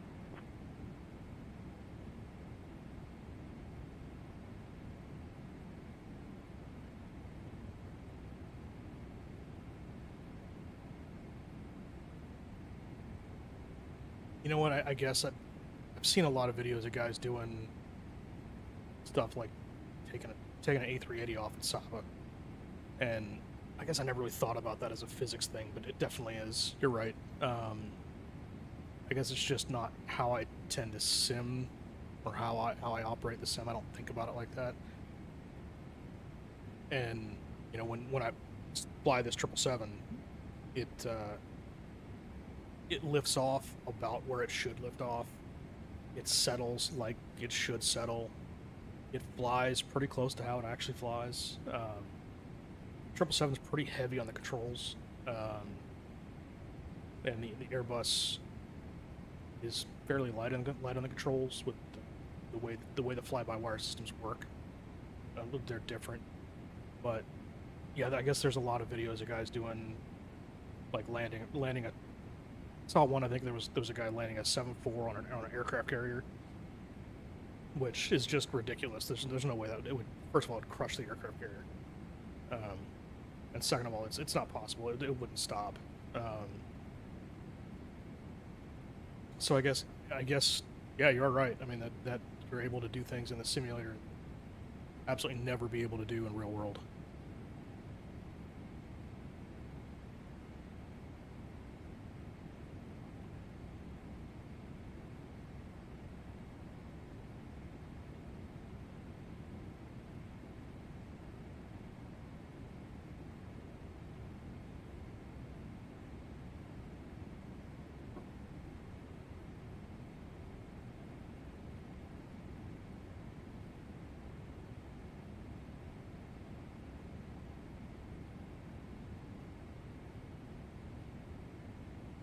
That would be hilarious. You had asked the first aircraft I flew. The first aircraft I flew ever was a Cessna 152, little 2-seat, basically a lawnmower with wings. And when I decided I really wanted to actually fly for a living, I started flying a 172. So I have about 200 hours or so in a 172, and I transitioned to Piper PA-44, the Seminole, and from after the Seminole to my commercial, I did the PA-28 Warrior, and then from there I went to a CRJ, which was a huge step up. It's weird to think in the States,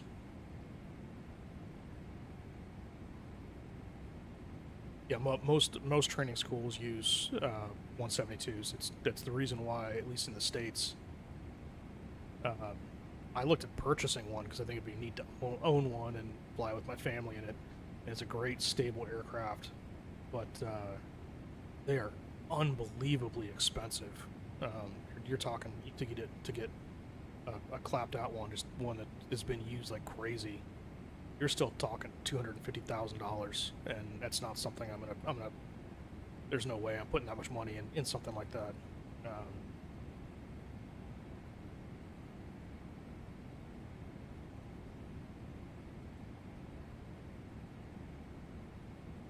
DA-40s, that's the single engine one.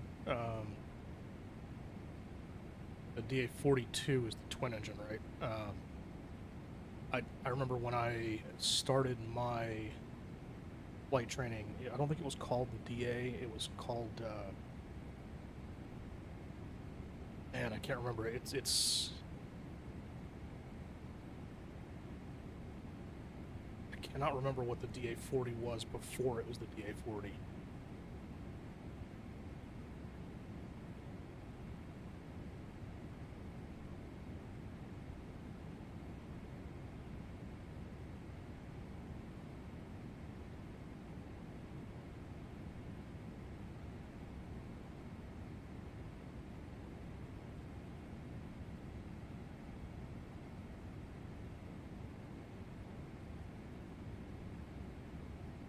Was it called? Now it's killing me right now. Good day, Captain. Would you and the first officer care for a drink or a small snack? Take a coffee if you have one, please. The Katana. I guess it was a DA-20. Understood, Captain. I shall bring a coffee to the flight deck now. There's a flight school next to the one that I did at. Had a couple Katanas, and nobody at my flight school really liked them that much.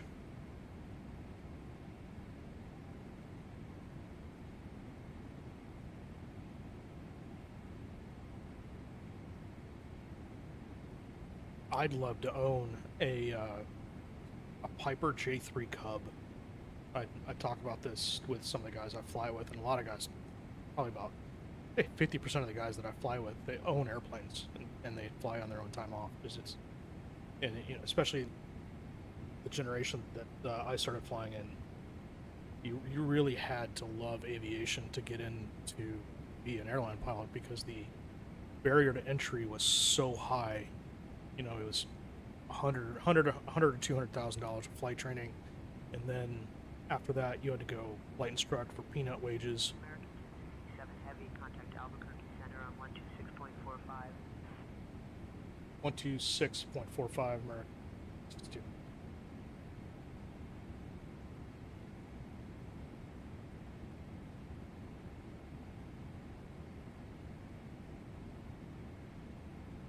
Albuquerque Center, American 1067 Heavy, flight level 70.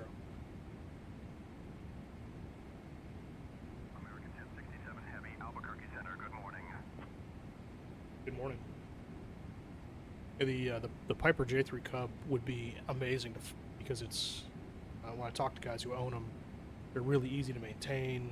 They don't cost a whole lot to operate. They've gotten a lot more expensive to purchase.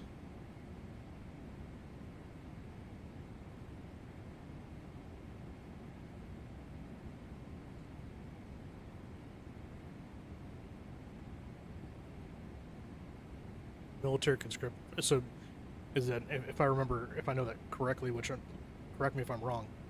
That is a mandatory amount of time that you have to serve in the military for what? Just because, or to get voting rights, or what do you get out of other than being required to? Is there anything?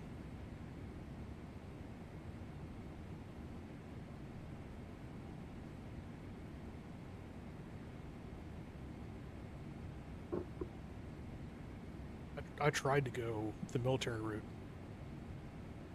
I wanted to be Captain, I've brought your coffee to the flight deck. Is there anything else you require at this moment? no, thank you. The coffee's. Thank you, Captain. I'm pleased to hear that you're enjoying the coffee. Is that something you've already done, or is that something you have to do later on? I don't know. I don't know that much about it. And is it very risky over there? I don't know if the Baltic states have that much. Not that they. How do I put this politically? If they stick their nose in things like we do.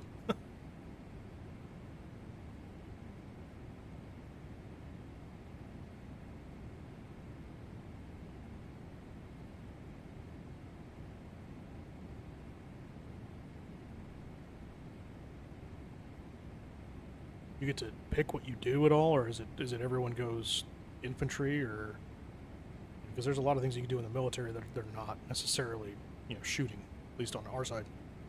And I know a lot of guys who've gone through military service that really enjoy the time they were there, but a lot of guys, most of the guys that I know, went through aviation, so it's probably a little bit different.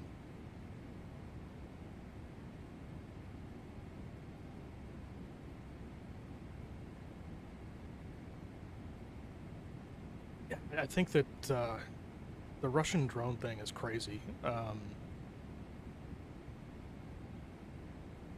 kind of figured that it was going to go that way, militarily wise, but I think it's only a matter of time until one of the NATO countries figures out a way to defeat it. I don't know how much you know about that, or how close you are to that area. I've heard that the Russian drones and Ukrainian drones run on fiber optic systems, and it's just there's miles of fiber optic wire everywhere. But I tend not to believe a whole lot of stuff that I read on the internet, because most people don't actually know what they're talking about. Is that anything you know about?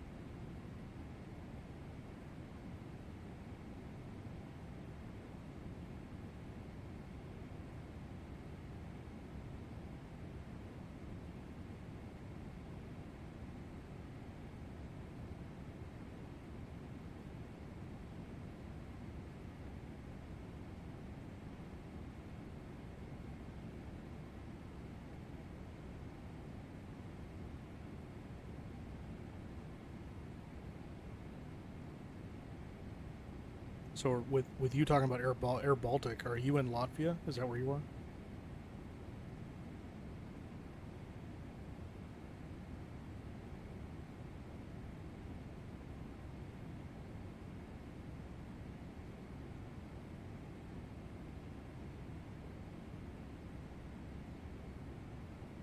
It's gotta be an interesting place to live way up there. I'm not sure I can. Is it pretty cold up there? I've never been anywhere near that, to be honest with you. All my travels around the world, I've never been anywhere near the. That's not where I thought it was, to be honest with you. I just looked up. At negative 30 Celsius would not be warm. No. I've experienced some pretty cold temperatures. Alaska flying for a while.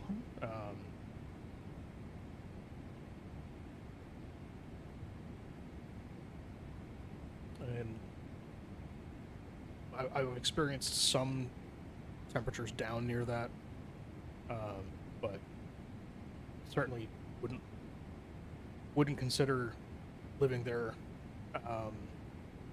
warm. No. You spend I guess you spend a lot of time inside. I mean, it's starting to get when does that area tend to warm up?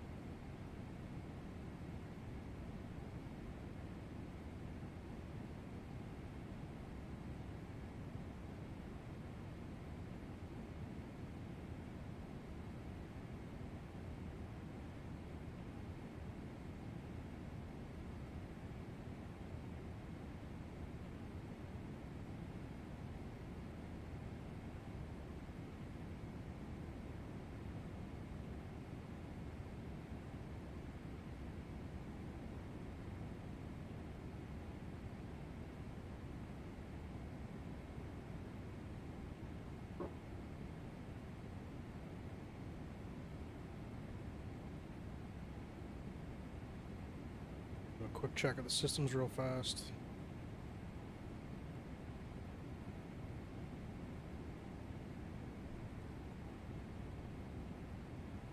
$74.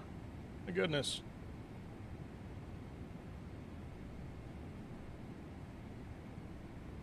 Surprised the flight attendants aren't yelling at me.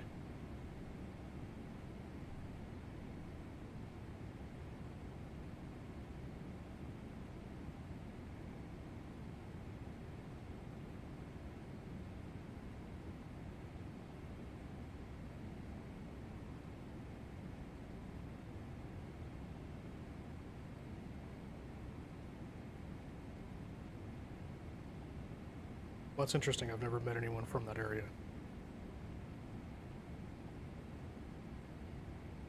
Do you travel much outside of Latvia?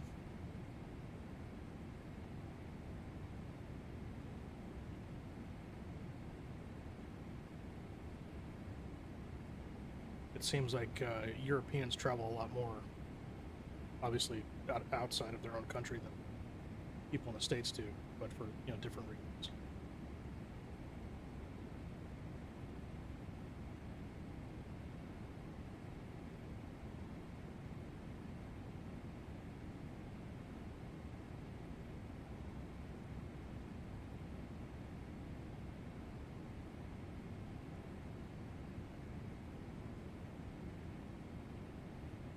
I think everyone's burning when they go to Egypt. Another country I've never been to. I'd love to go, but I'm not sure. I'm not sure about going to a lot of the Middle East. Probably not the best time for me to go.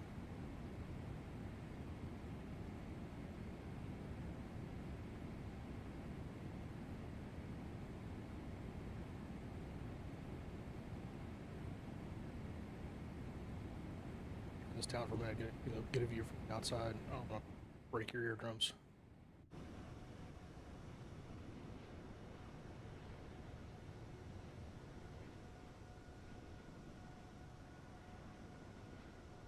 You were asking about the livery, the paint job, and I've seen this one real world a couple times. Definitely looks different from what their normal aircraft look like. But it is a neat ode to the 100 years that American Airlines been an airline. I think Delta has one also, and I think United is either planning one or has one for their 100th anniversary.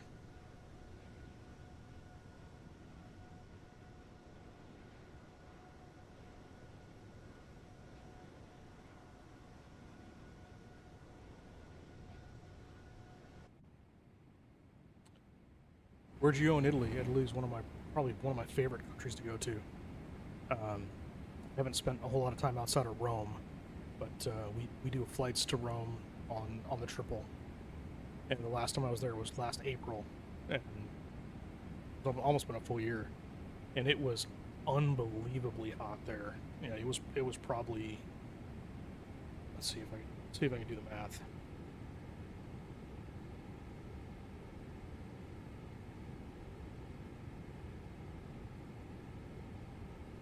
It was about 30 Celsius in Rome the last time I was there, and I guess in April they don't have the air conditioning turned on, and I'm one of those weak Americans that I gotta have my AC when it's that hot. I can't sleep at night when it's 30 C. My room was 30 C, and I almost called out sick for the trip because I couldn't sleep all night. The only thing that kind of saved me was the fact that I had first break, so I was getting on the airplane, doing the walk around, setting up the bunks, and then immediately going to break. Hold on a second.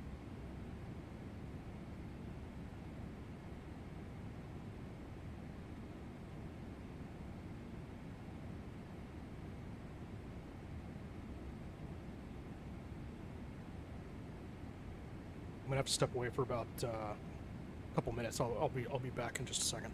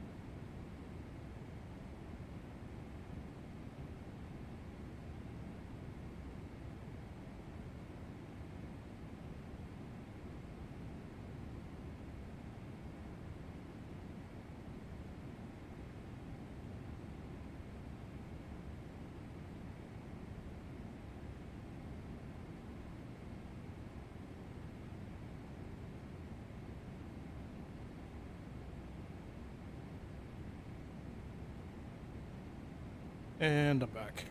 Thanks for the patience. I had to go out and move some stuff for my wife.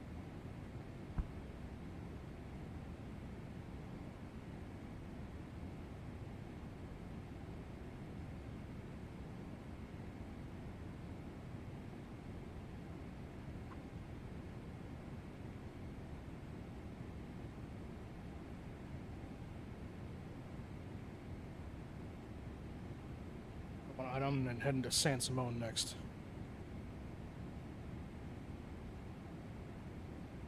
Exited California and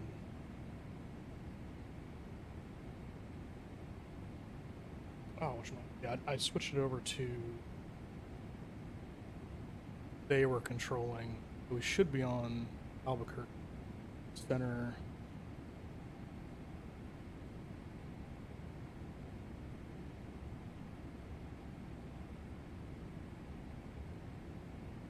One 3.0. That's what we'll switch to.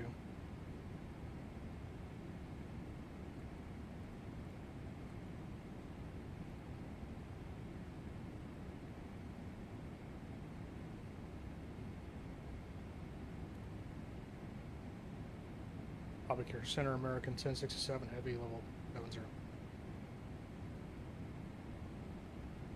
American 1067 Heavy, Albuquerque Center, good morning.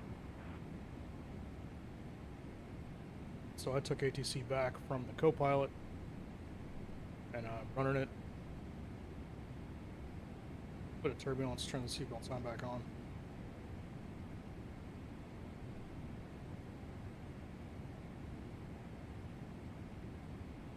Starting to see the arrival. There's Geeky ahead of us, about an hour away. Pull up ATIS into Dallas real fast. See what everything's going on over there. ATIS information, KDFW.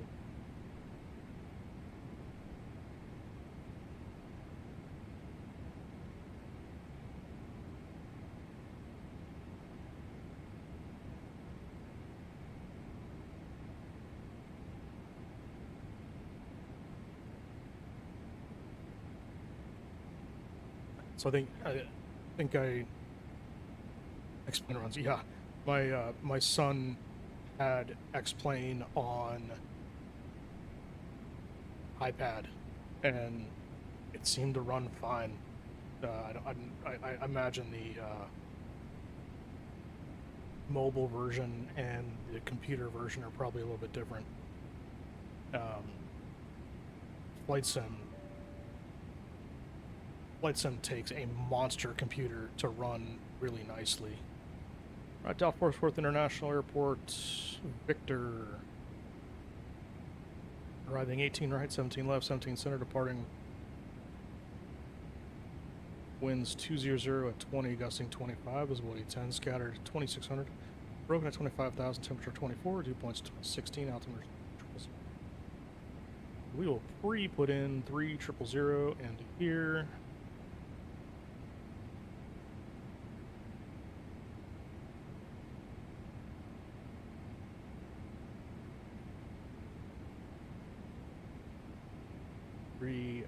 Zero.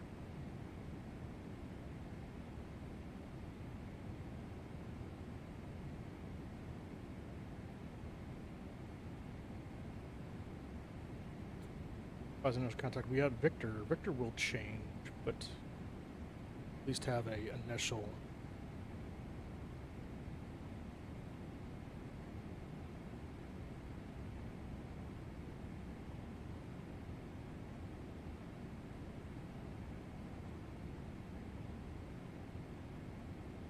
So do you have the Flight Factor 777, or is that something will that run on your laptop? You said it's really old. I've got a really old laptop that will run FSX okay, not even great. And that was what I was running Flight Sim on for years. Was that old laptop? It was a gaming laptop I bought back in 2010, maybe.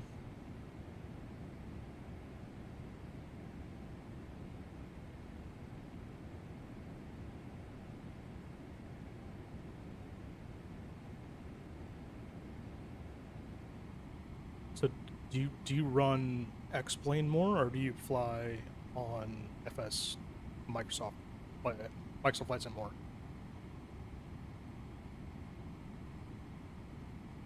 I think Flight Sim just seems to be a more popular system, but I don't know why. Honestly, I figured I would make the switch over to X-Plane once FSX got so old, but they kept proving it in with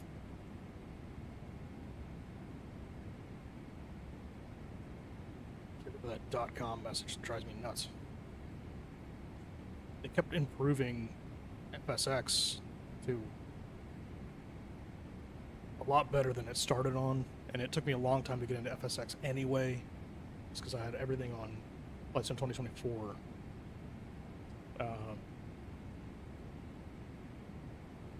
In fact, I was going through some of my stuff that I had a couple days ago, and I found an entire box of all of my add-ons for FSX, and it's pretty substantial. I have the old boxed version of the PMDG 737-800. I think originally it came with the 800 and 900, and then you had to add on the 6 and the 7.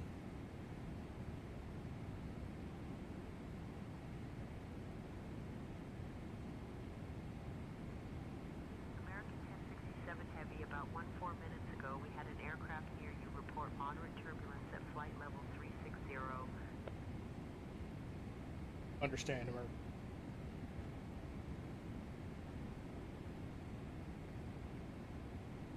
Flight attendants, take your seats for turbulence. Copy, Captain. Cabin is secure and crew are taking seats now.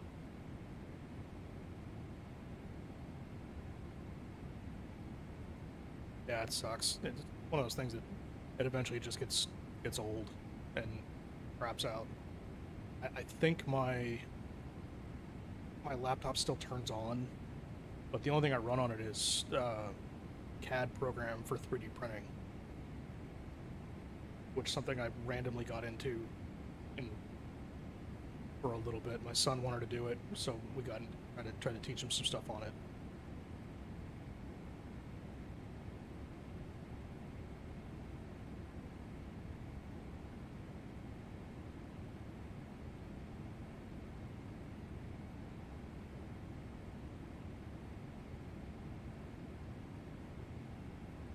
Is gaming computers something that's pretty easy to get in where you are in that area of the world?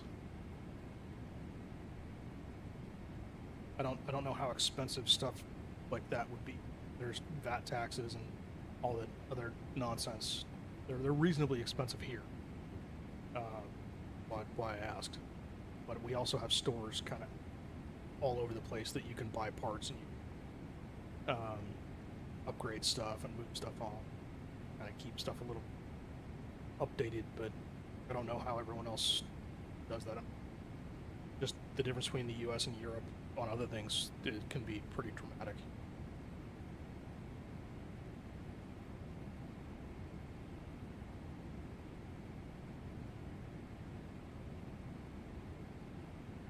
Seven.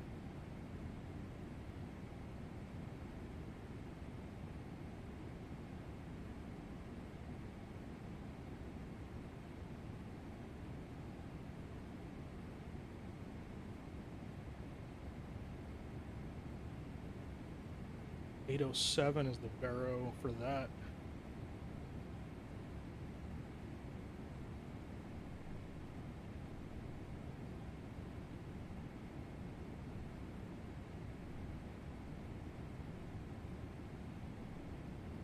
I have no idea who bought the Aviators edition. That was not even on my radar of things to look at. I got the version underneath that, and I don't even think I needed that, to be honest with you. The majority of the stuff that you get with the higher level sims can be purchased for less than the money of buying or better versions of it, like the deluxe package, I think is what I have, came with Heathrow and LA, but I ended up buying Heathrow and LA through any belts with the premium ones anyway. So I would have been better off not buying those.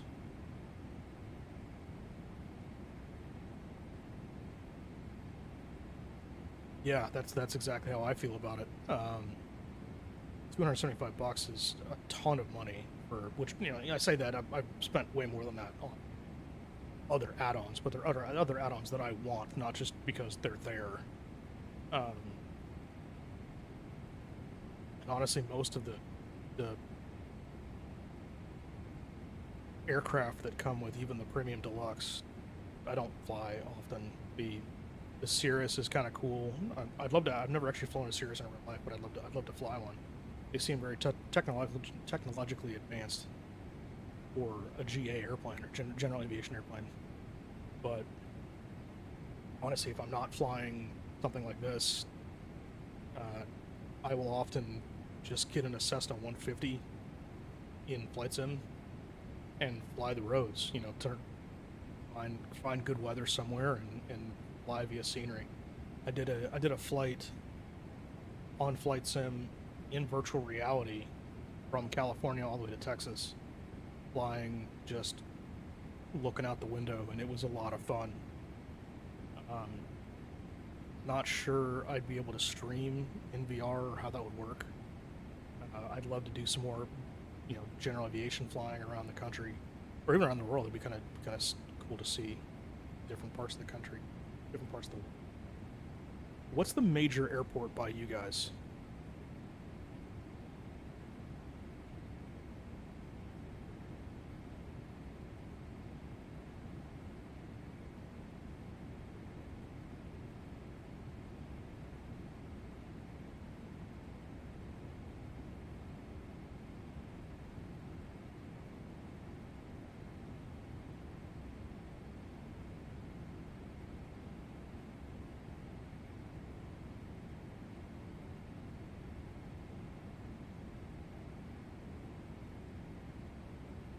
Running Microsoft Flight Simulator 2024 in VR is an experience.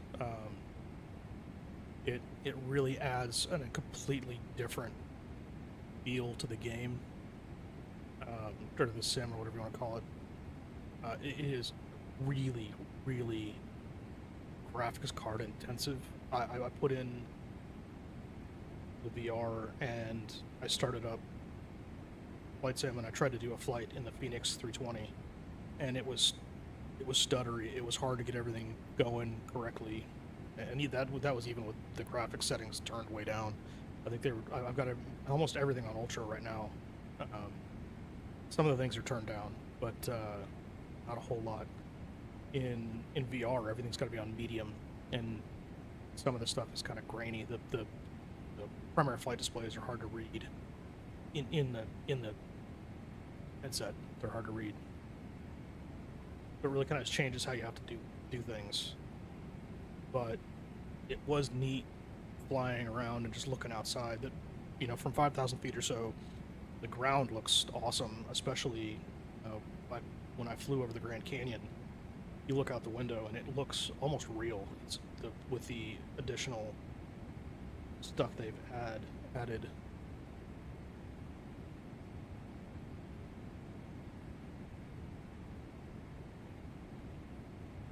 I don't know why there are so many Airbus in Flight Sim at all. I find it funny that the original Flight Sim started with years and years ago.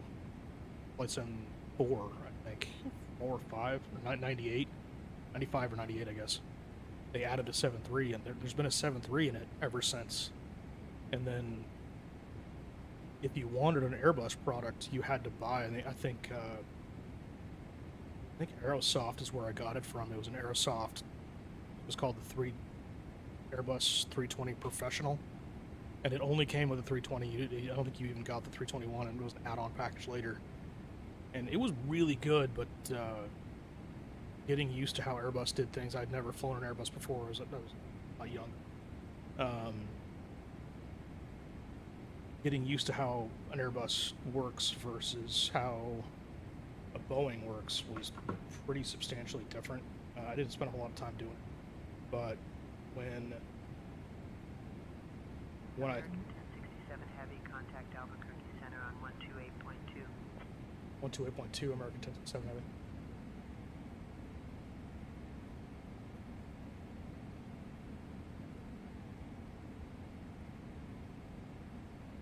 Albuquerque Center, American 1067, level 3. American 1067 Heavy, Albuquerque Center, good afternoon. And it wasn't until, I don't think, Flight Sim 2020 until the Airbus was really a staple in Flight Sim. And it seems like all the add-ons really went Airbus heavy. Fly-by-wire's got the fantastic Airbus 320, the Neo version, and it's free, and they did a great work. They did great work on it. It's much better than the standard one. But then you have the Phoenix one, and now the FS Labs, and on and on. And those are just the good ones.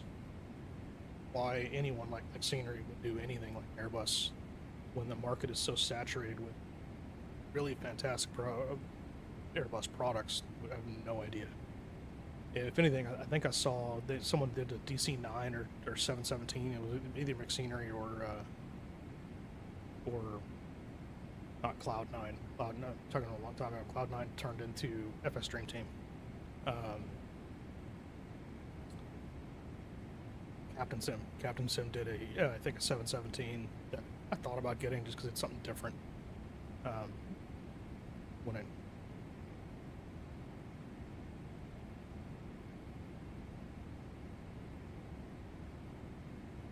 There's a bunch of ones that don't have a good model. It's getting fewer and further between for the 717. It really, I think, would be great to have a good one. Was it IFI or someone did a 717 for, I think it was a FSX towards the end of the FSX era. And I had heard they were going to try and bring it to Flight Sim, or maybe it was 2020, and it doesn't come over to 2024. But I've heard good things about it, but I don't think it's actually running. The A220, I think that Synaptic Systems, I think it's going to be good, especially now that they teamed up with AnyBuilds. I know it was supposed to be free, and I don't blame them for going to the pricing model that they are.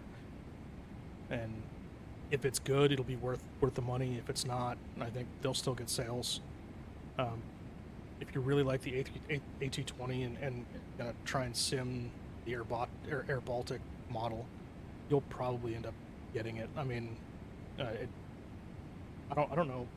Is Air Baltic is owned by, was it Lufthansa? Do they have other aircraft besides the A220?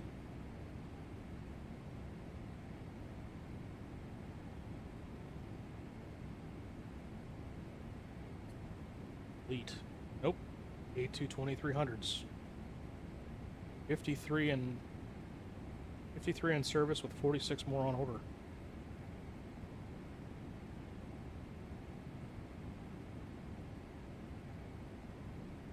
I have a friend who flies the 220 for Delta, and she loves it.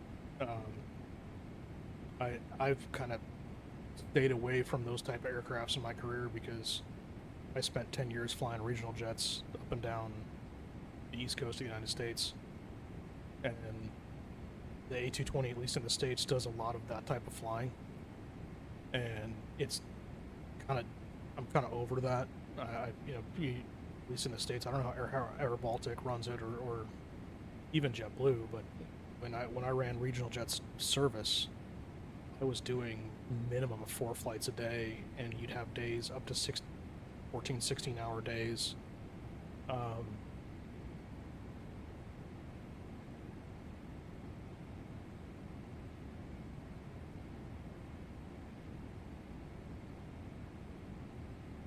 Yeah. Okay. So I just looked at the Wikipedia page, so I don't know that much about Air Baltic other than I see him. I think it's Heathrow that I see him in. Might be Paris. I'll try and get a picture of it next time I go. Well, next time I see him. But you know, if I was you and if I had a home airline that I wanted to fly for, Air Baltic would be, you know, the 220 would be fantastic.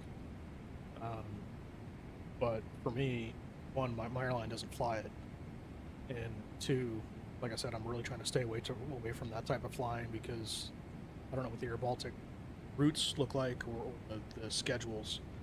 But the schedules for the small airplanes in the States, you can end up doing a lot of flying in a day, a lot of up and down flying, which I'm not gonna say which airline. It's one of them. It's one of the big ones. It's one of the big ones that flies the 777. And if you know enough about the airlines in the States, that really kind of limits it. But I did flying for U.S. Air at a time when I was younger. They're no longer around, but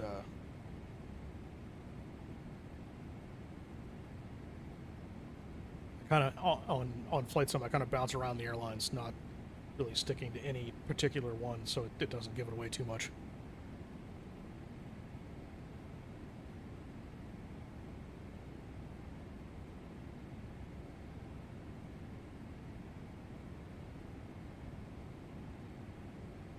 So what do you think the chances of you joining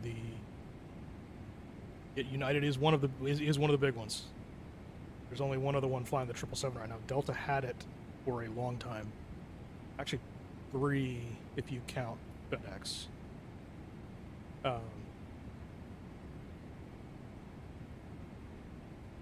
And one of my neighbors flies the 777 for FedEx. So there's that. Have you already applied to the Air Baltic? What would you call it? Would it be an internship or a training program?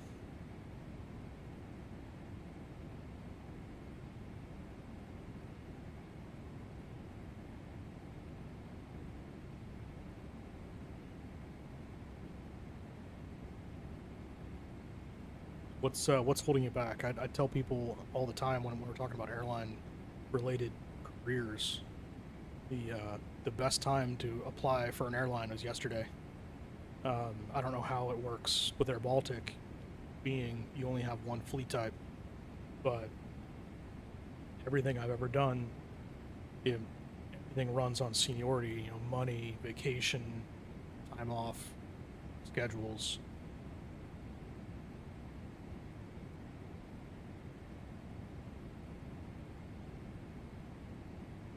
What do you have to do to prepare yourself to apply? Is it going to be an interview process, or is it I don't know how selective they are. I know that the airline training programs for people who don't have licenses in the States, they kind of spun those up a couple years ago to deal with the heavy amount of retirements that are going to be happening, and they became incredibly competitive.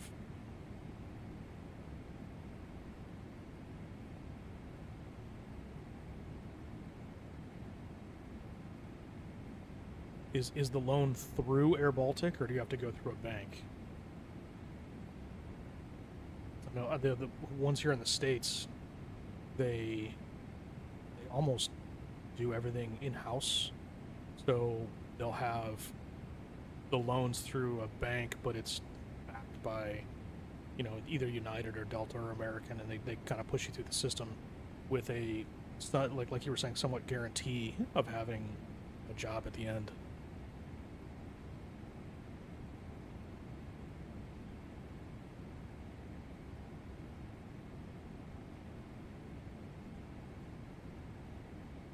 How long is the training program? Because again, here in the States, it can take a couple of years to get through everything, even if you're pushing through really hard. But I don't know with the ATPL, the restricted ATP, and you guys have a multi-crew pilot license, I think. Also, do you run with that?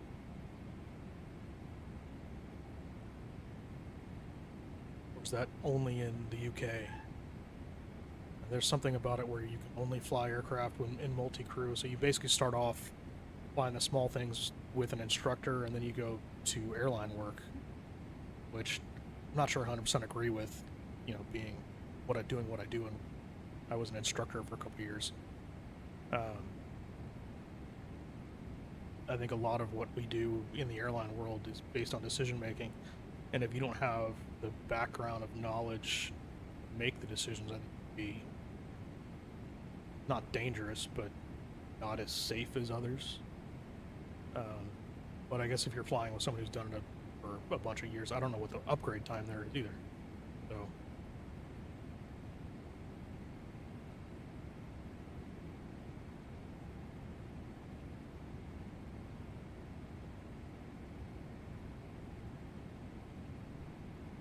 So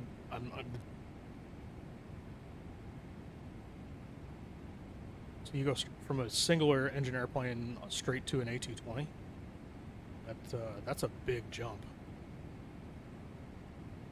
The DA44, the the Twin Star, you know, is full FADEC and runs a lot of systems similar to an airliner, and even that's a pretty big jump if you haven't gone through. Now, I wish you all the luck. I'm not saying you can't do it, and it's mainly probably just my ignorance or naivete towards the way that a lot of the other places in the world do it. I know that I had a friend leave the States for Korea, and he went to Korean Air, and even though he was an airline pilot here, he had to restart from his private pilot in Korea to do it all through their system.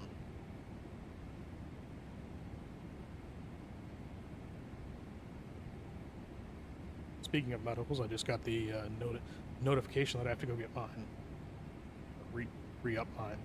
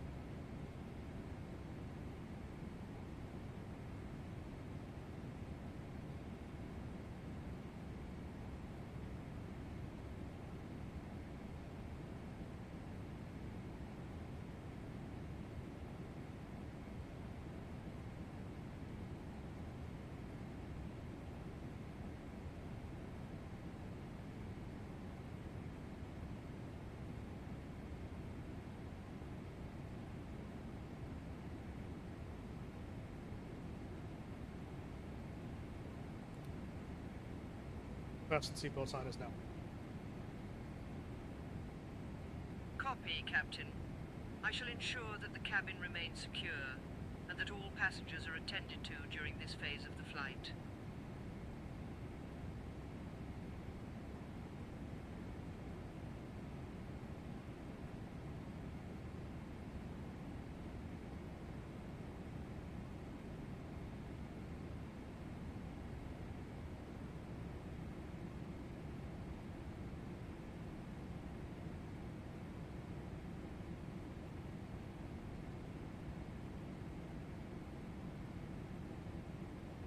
We're about halfway in, a little over halfway in. Got landing at DFW at 17:43, so it's a little less than an hour left, about 50 minutes. We'll start the descent portion shortly after Geeky. You can see right on the screen where you have. It's not going to show it. Can do is go to plan view, legs, and then step through.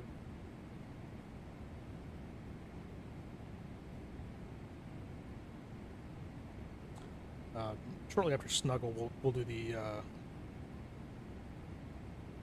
arrival portion.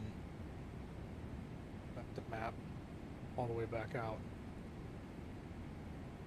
I think it's one of those things. The U.S. is really large. We're not even covering half of it, and it's going to be a 2-hour flight, two-plus hour flight.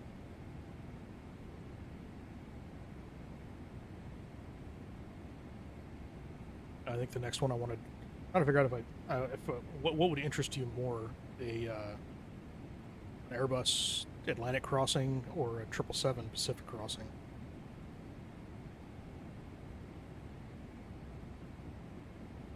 I've thought about doing the San Francisco to Honolulu, which would cover some of the ETOPS rules and some of that flying, but even that's 5 hours long.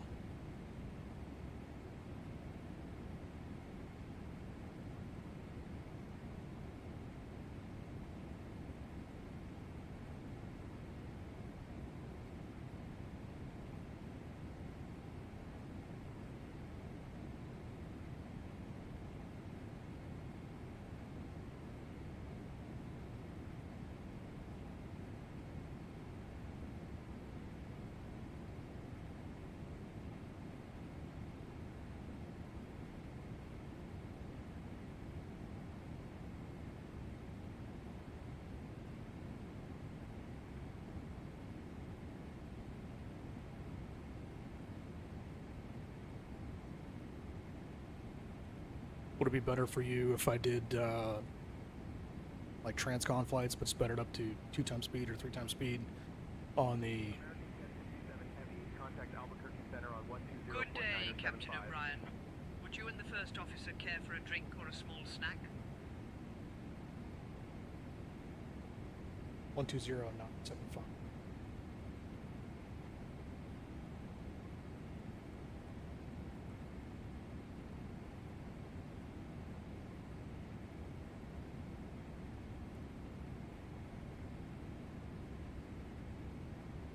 American 1067 level.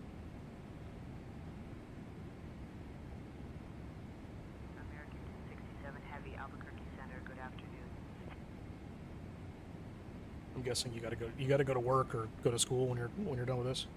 Or actually, you're probably getting ready for bed or dinner. I don't know your age. You could be going to the pub. That's my favorite thing to do in London.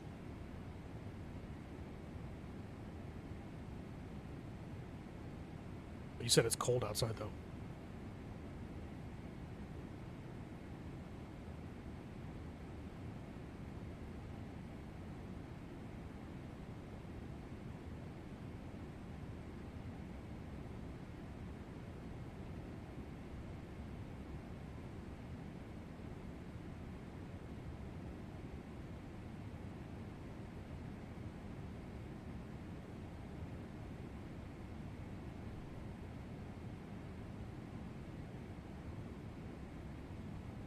I validate the boo from Geeky. Go down to the legs page. Geeky, Snuggle, Ninja, Gibbolt. Gibbolt 290 knots between 240 and Darb, 290 knots between 200 and 230. Move. 280 knots between 17 and 19. It's in there. Shrimp, 280 knots between 15 and 17. Curly, 270 knots between 13 and 15. It's in there. O, 240 knots between 12 and 13. Elmo, 210 knots at 12. Leary, Bounty, Vectors, and then I got Nickel for the islands. Points are validated. Seats for the booth.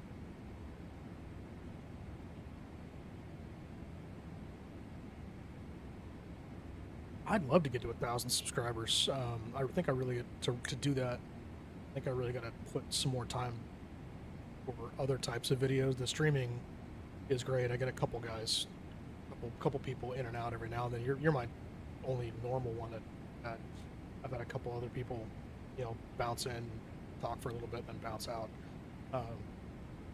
I'm getting a couple subscribers per week. I think I've gone up from nothing. I think I've got 20 right now. I don't know what it is, which is less than I want, but more than I thought I would have. I'm kind of going for, I get a niche market of people who enjoy flight sim like I do.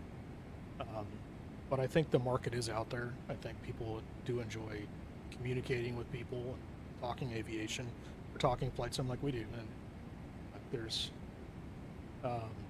it's not something that I think a lot of people go out and have conversations with or talk about flight sim in public, or they do it with their friends. But to be able to talk aviation and airline and aircraft in general, or airlines, or everything we've kind of talked about, with someone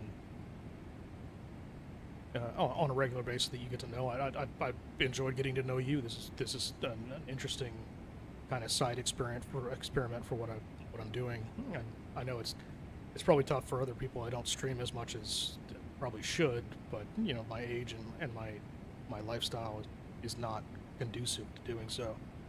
And I understand it takes time, and I'm not in it to make money. I'm certainly not gonna make, even if I get the 1,000 and get my viewership up. It's I don't see myself doing anything on the financial side of it. I know there's some people who make a ton of money on YouTube, but it's certainly not what this type of YouTube is for me, at least.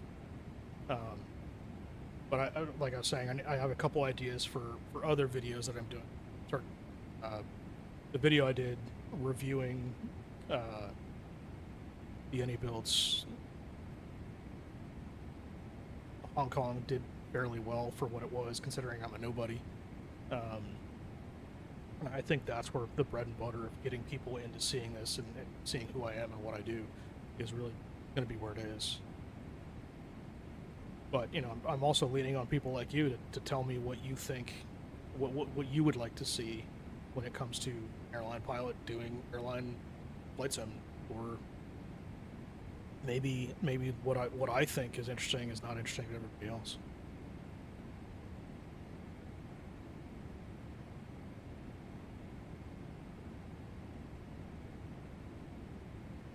Do you have your own channel? Do you do anything on YouTube at all, or do you?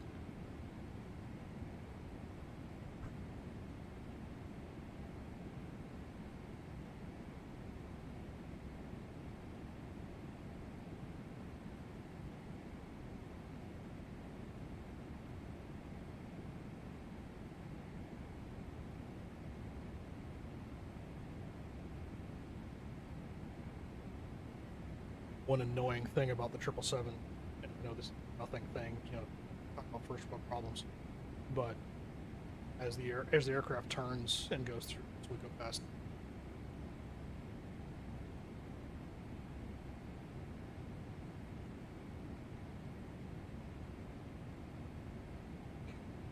once we go past wing here, slight left, and the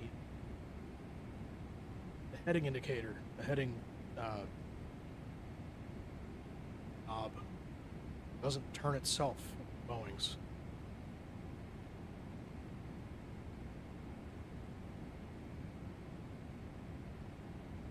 I started a series on the 777. That's actually one of my ideas, getting into it, is a 777 school for people who want to fly a 777 like a 777 pilot, and kind of show how to set up certain arrivals or departures, or what the standard everyday thing would go through.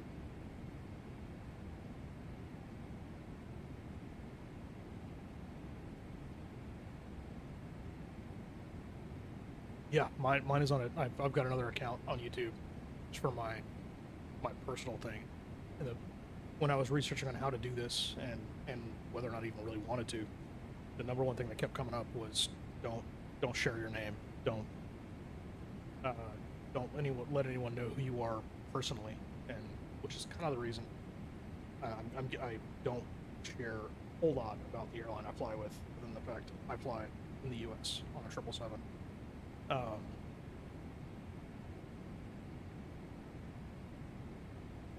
That nobody knows except pilots. that's hard because in aviation, if you really love aviation, there's you can pretty much find out most things, and the things that I could tell you might be security sensitive. Which I can't. I can get in a lot of trouble for sharing sensitive, obviously. Let's see.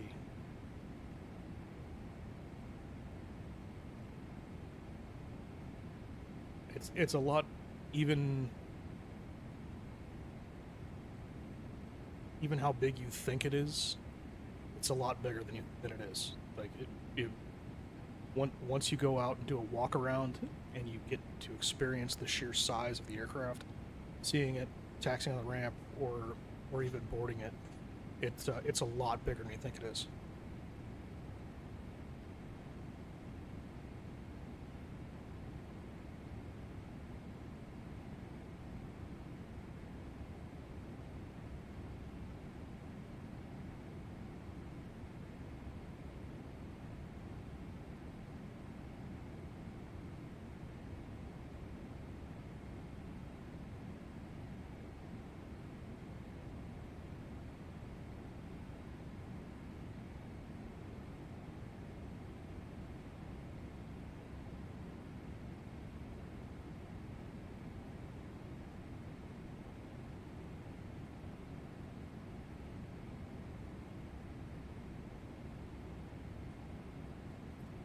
You talking about when my comment on the size? You think you know how big it is, but it is. If you have an iPad or any you have two Apple devices, they'll tell you that you left one behind. I forgot what it's called, but the 777-300 is long enough that when I go walk around, I leave my iPad in the cockpit, and by the time I get to the tail, it tells me that my iPad has been left behind, that I'm far enough away from it that my Apple device thinks that I've left it somewhere. It's the size of it's darn near the size of a football pitch. American 1067 Heavy, contact Fort Worth Center on 133.1. 133.1 American.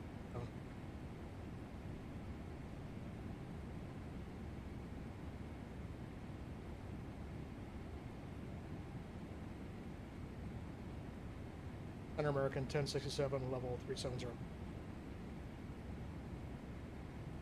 American 1067 Heavy, Fort Worth Center, good afternoon.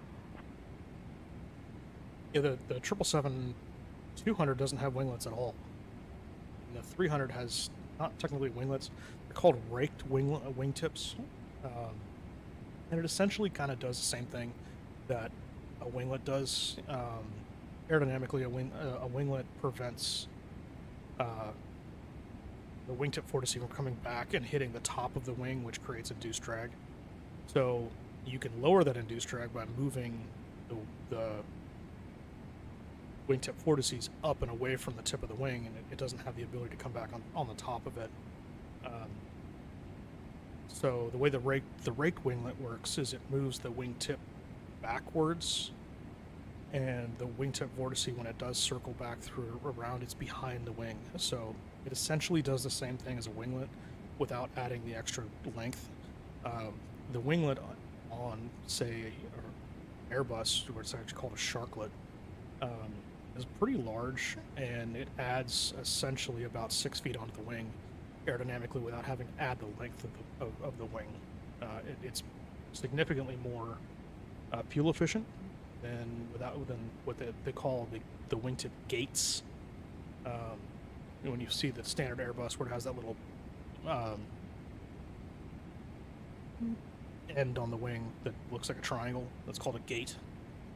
It kind of does the same thing. It prevents the airflow from going down below and up on top, but it's not as efficient. Now, I'm not sure aerodynamically how much more efficient the wingtip is, because even the 787, it's got a slight upward angle, but with the carbon fiber composite wings that it has, when they bend quite a bit, and with that raked winglet, you're essentially doing the same thing. Now the A220 has more of a standard winglet, although as they go on, it has a winglet more like the 175 where it's laid down, and that creates more of a wing structure, almost like a lifting body, which also moves the wingtip vortice backwards, out and away from the wing top.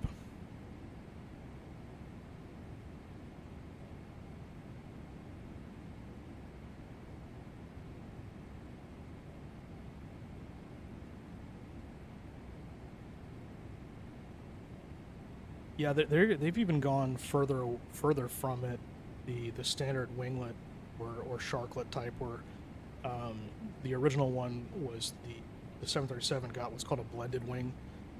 That's what Boeing calls essentially what the Airbus sharklet is, a blended wing. It blends into that vertical winglet structure, where now they added a lower structure also, and that's what Delta has on theirs, which is called a scimitar winglet, where it has the blended winglet going up and then a blade going down to prevent that wingtip vortice from developing really at all. And then they went to, I don't even know what it's called. I could look it up. Or the wingtips on the MAX are almost like, I call them a Y, because it's almost like two winglets, one going up and one going down. And I'm far enough removed from my aerodynamics classes that I talked about to not know exactly the math of how that works or why it works better than a standard winglet.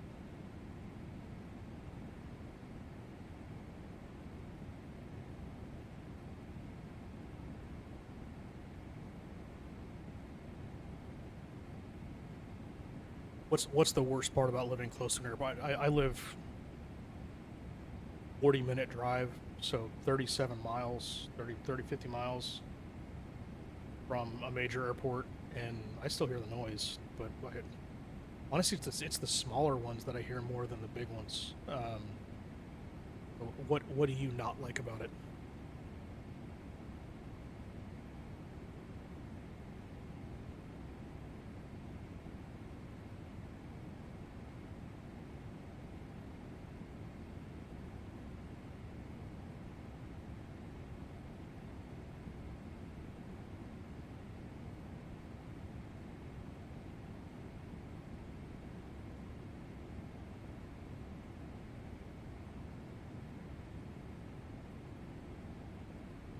Yeah, I get that a lot.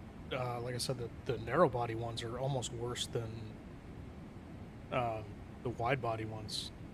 And I think what you're actually hearing is, as they descend, it goes into an idle state where the pitch of the engine changes, and it really goes through the air.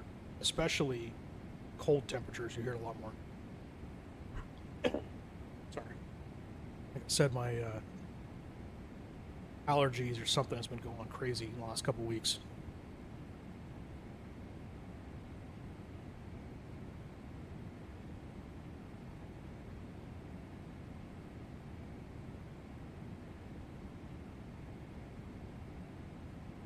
Oh, you're really close to the airport then. What's the major airport? No, I don't know which one you are. What's the major airport in Latvia? Trying to figure that out.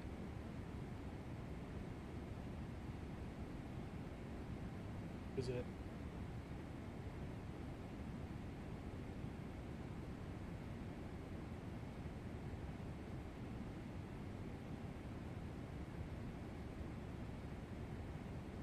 Riga?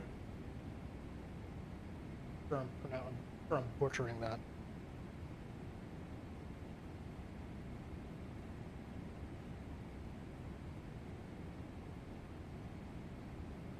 .000 foot out, 10,000 foot runway. It's a pretty good sized airport.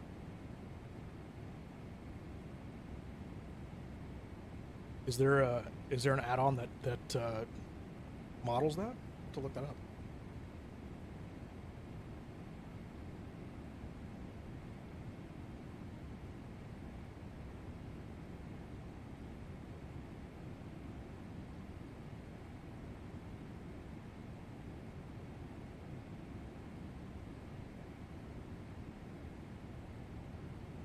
There is.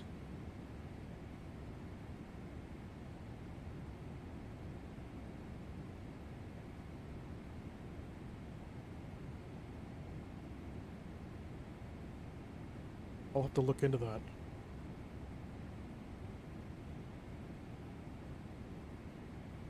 EVRA.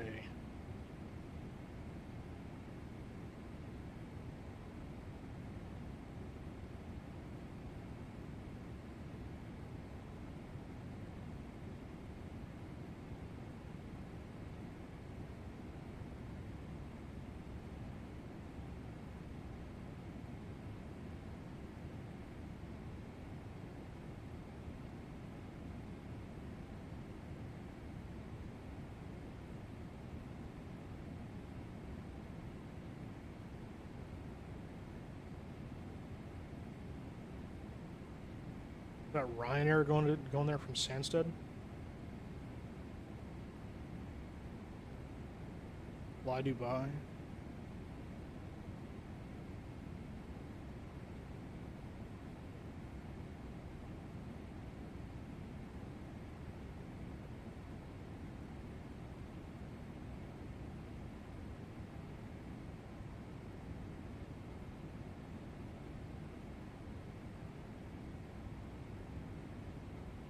Do you have any add-ons for it? Are there any good? Are they pretty good? I can tell you that the LAX one, I worked there a long time. It's fantastic. It's really, really well modeled. The DFW one is great. The London one is fantastically modeled. Does Riga have many international flights from the States? Does it have any?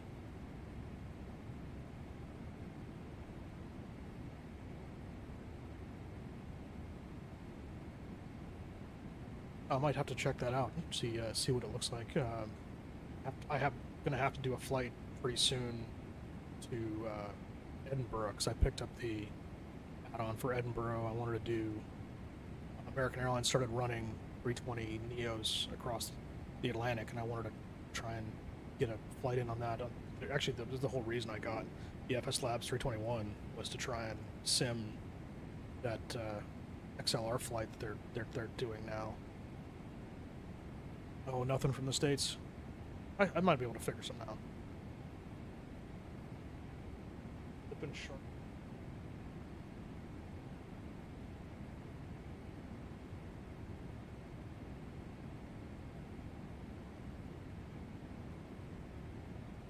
That's a pretty good sized airport, actually. It's not huge, but it's...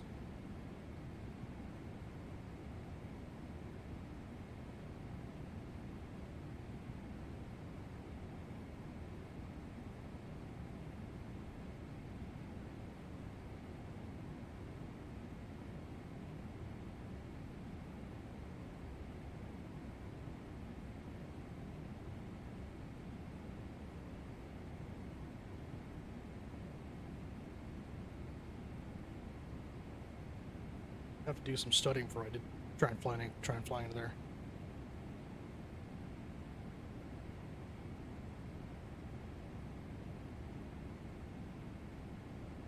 Is it going to be like a Latvian airline, or is it going to do like Air Baltic with larger airplanes, or what's that going to look like?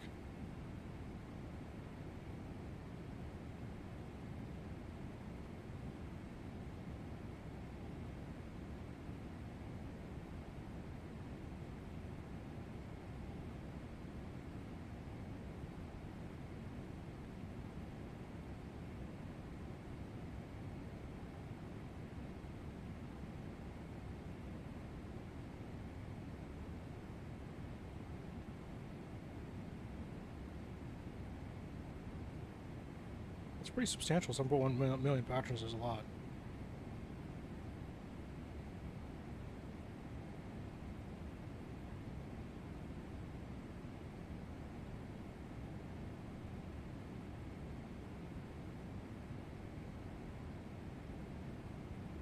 So let's say that everything goes great and you get hired on with Air Baltic, what are you looking forward to the most?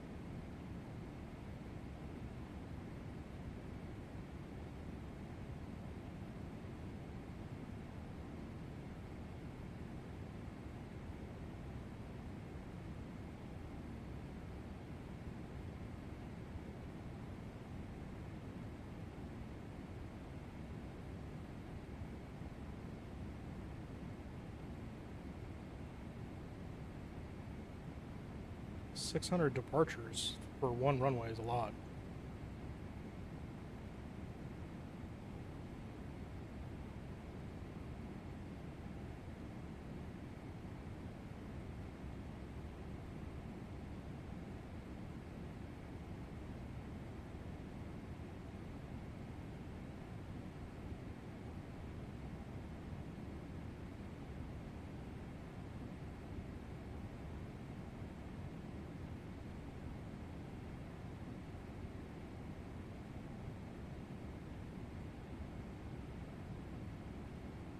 Ah, Norse. Yeah. I think Norse used to be Norwegian Air Shuttle. Was that it? And they were the bane of our existence here in the States because they were running long haul flying and they were paying their crews just incredibly low wages.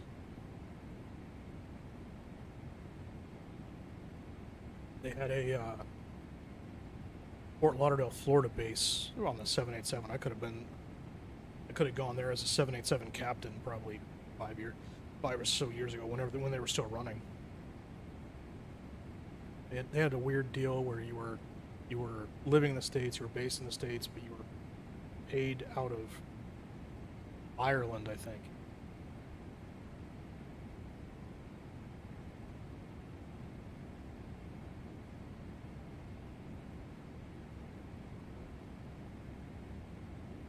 Is Norwegian Air Shuttle still going? I didn't know that. I know they're the 787s they had. I thought went away. Maybe they got purchased by Norse.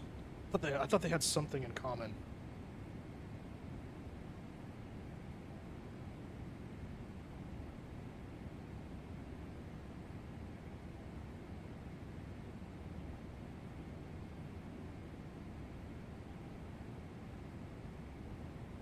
Would you rather do Air Baltic or do Norse and be based in if there was a Riga base? Where would you rather do the long haul international? Would you rather do this smaller, not regional, but not even domestic because it's not domestic over there. Inner Europe, I guess would be the right word for it. Would you rather do inner Europe or would you rather do long haul international?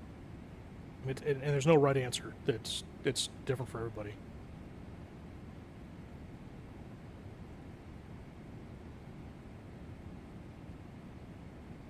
I'm not surprised Norwegian Air Shuttle almost went bankrupt when they tried doing long haul. The long haul market is, even for the U.S. airlines, is largely dependent upon cargo, and the 787 is not a great cargo airplane. I know that there's flying that has been done to Frankfurt, and they love when the 777s come in because the 777s can outhaul the 787 by a long margin.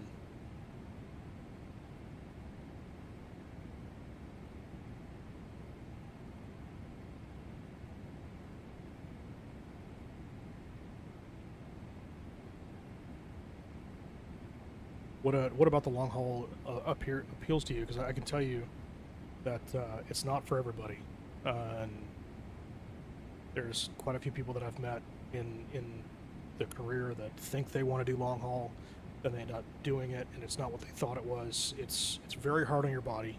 It's very very hard on your sleep schedule. I can tell you that I get back from Europe or Asia or even deep south, it takes me about 12 hours to get back on sleep schedule.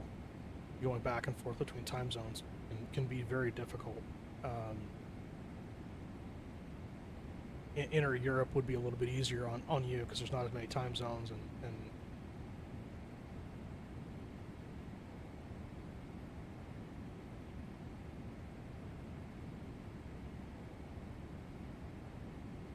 yeah, you might be okay with it then.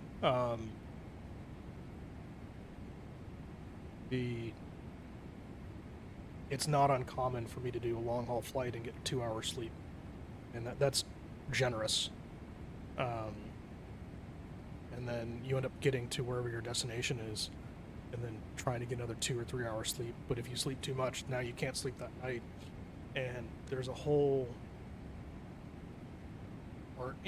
art of managing your sleep, what you need, and how much you can do.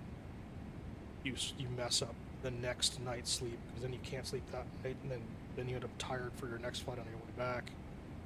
And some people can't handle that. They don't have the ability to either sleep on command or to manage their sleep like that. If you can do it, it's long haul might be it for you. But seeing the world and getting paid to see the world, definitely kind of cool. I had only been to Italy once prior to flying for the airlines. A lot of the places I've been, I'd never been to before, and probably will never go back, other than being paid to do it. American 1067 Heavy, contact Fort Worth Center on 127.45. 127.45,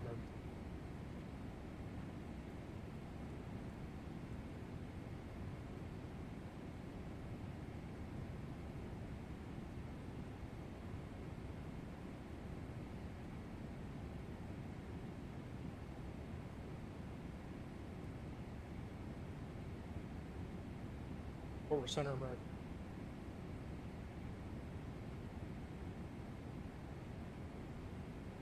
American 1067 Heavy, Fort Worth Center, good afternoon.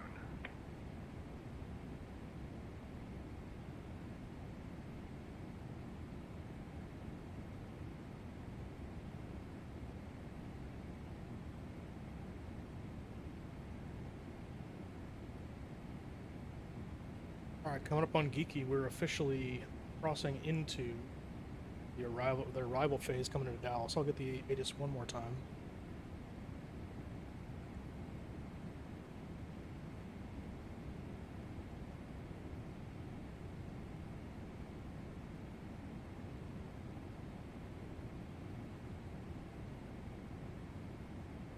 (1707). So this will be the arrival ATIS for the arrival.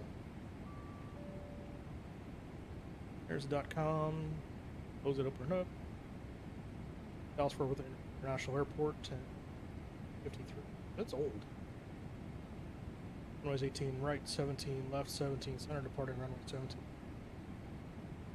20 gusting at 20, or 20 gusting 25, visible 10, scattered 2600, broken at 25,000, 1024, dew point 16, altitude 3000. Picture shows still on the window. Bill information Victor.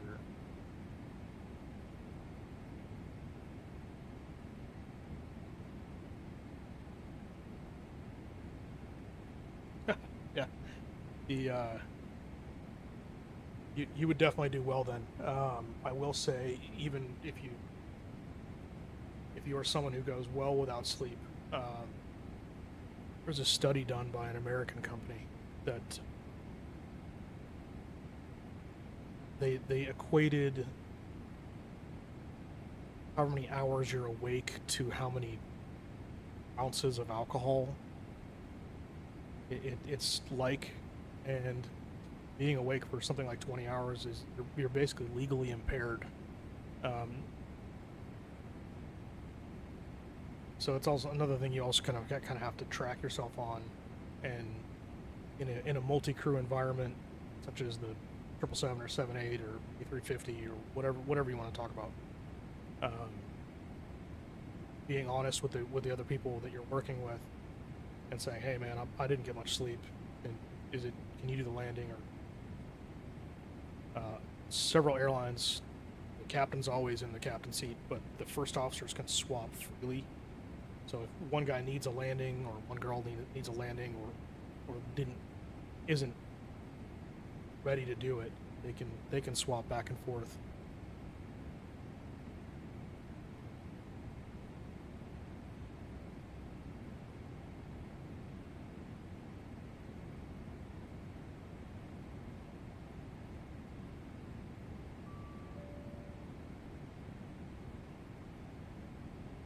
Gate 1X. We will not be going to 1X.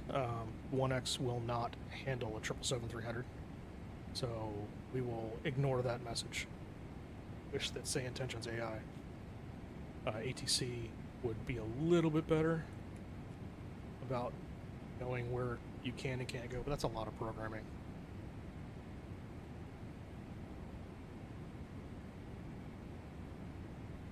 American 1067 Heavy, cleared move 7, geeky transition into Dallas. At your discretion, descend and maintain flight level 280. Cleared me to move geeky transition. All discretion, going to maintain 280.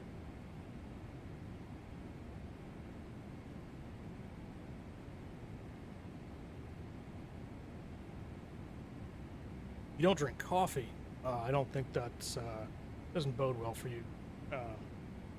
Being an airline pilot, I think it's legally required that all airline pilots have to drink coffee at all times.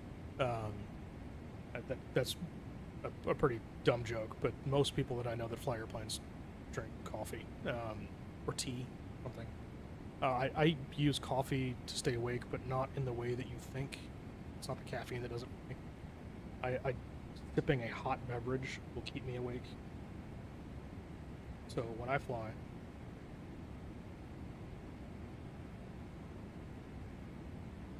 I tend to have a insulated mug that always has 12 ounces or so of coffee in it. I'll sip on it over a couple hours, just to get something hot in my body, and it keeps me awake. A lot of people that I know drink tea. 1067 Heavy, descend and maintain flight level 190. Descend and maintain flight level 1. There's 19. He's telling us to do it now. We got one push in the 777 of the altitude knob will give you 1,000 feet a minute until you reach the predetermined VNAV course. So we should be descending at 1,000 feet a minute until we reach the VNAV course, which is now going to be above us. Ladies and gentlemen, we have now left our cruising altitude and have commenced our approach to Dallas-Fort Worth International Airport. We kindly ask that you return to your seats, stow your tables, and fasten your seatbelts. Please be advised. That's the seatbelt signs coming on. We'll go ahead and bring up the checklist. Thank you for your cooperation. Recalls checked, notes are checked. We'll do auto brakes 2. Landing data, we'll get the landing data in. I'm going to do a flaps 30 landing. So 139 is set. Approach briefing. Will be the visual back of the ILS runway 18 right, chart 61-10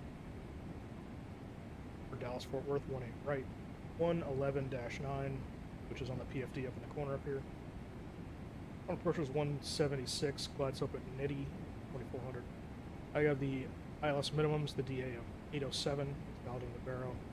Airport elevation 607 is touchdown zone 607. Highest MSA is 3600. Vista will be with the tower. If not, we'll fly the publishers. ASLA 2, capping a left hand side. We need 1800 meters RVR, 1800 feet RVR for 1/2 mile. We have that visibility. Taking the left-hand side, we'll hold short of 18 left until we get clearance to go through, and then parking at Terminal D. Approaching brief is complete. Descent check was complete.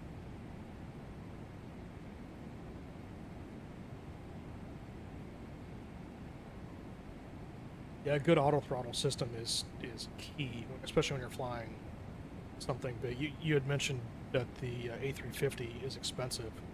Did you say you had the any builds A350?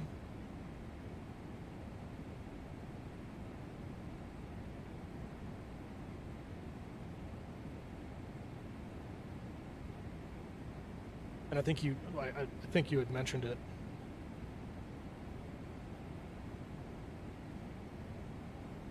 Yes, my airline pays substantially more than $100,000, $100,000 US for a co-pilot. I think my first year flying, I was right under $100,000. First year flying for the major. The first year flying for the we've reached the path 32 for 19. My first year flying for the regional, I made 16,000 US, just scraping by. I had roommates. I had, my girlfriend at the time, wife now, was working, and she was had her job and her career going. I had a roommate in a 2-bedroom apartment. The three of us living there, splitting food, eating like the cheapest stuff we could find, and even then it was hard.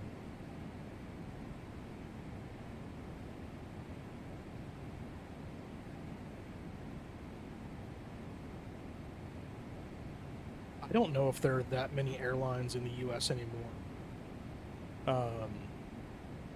that pay less than $100,000 for an FO anymore.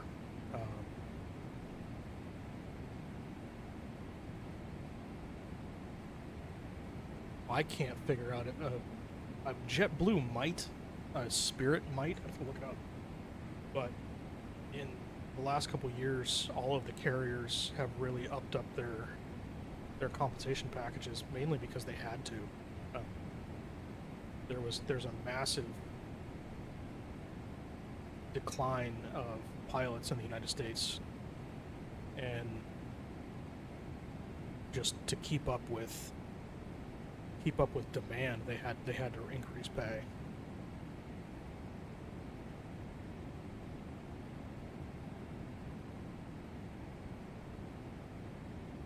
I'm not going to tell you. You can take some big guesses. Like I said, I fly the triple for an American carrier. It really kind of limits it down to 3, and that's been as low as I'm going to go. I guess there's Omni, I think is a U.S. carrier. They fly the triple. Eastern flies the triple. I did apply to Eastern a long time ago. I have not mentioned the airline. No, I've not, and I'm going to try not to. I did apply to Eastern when they were flying the 7.6s.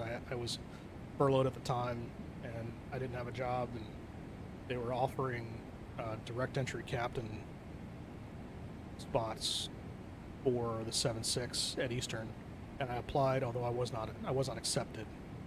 That would have been a whole different career path for me. I would have been flying 7.6s and eventually the 777 as a captain down to South America.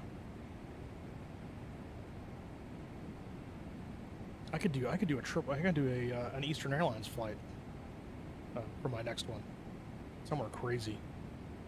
I think they fly to really weird places. Might have to do a Bogota flight. I did Bogota for a while, and that is a wild place to go into. If you like mountainous flying, I did some Central American flying, and it is definitely different.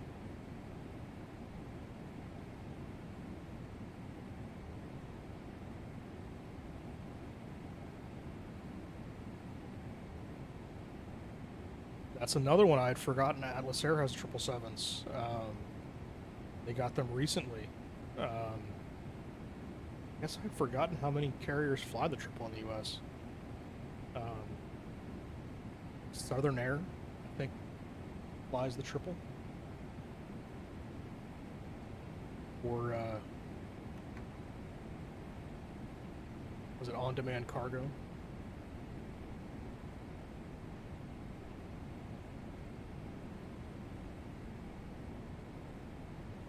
Bumpy coming to Dallas today.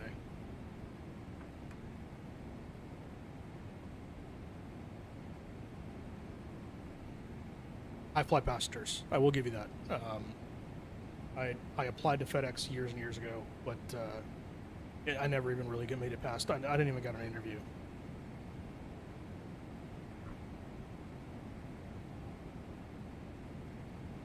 But Atlas does fly passengers.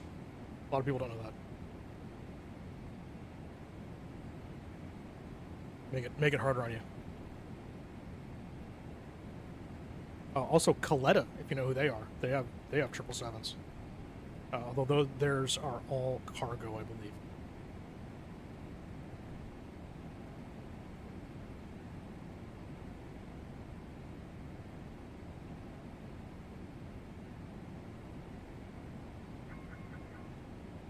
Speed brake extended. I know.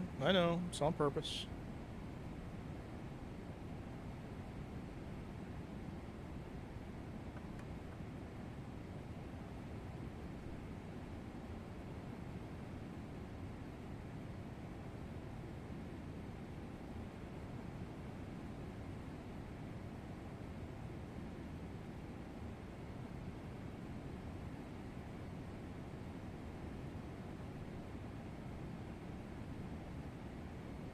It moves, so we're... see if they give me the rest of the descent.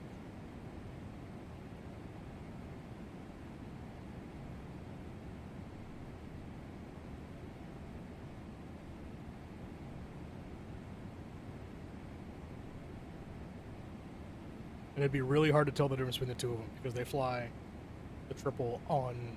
both of them fly them on nearly identical routes.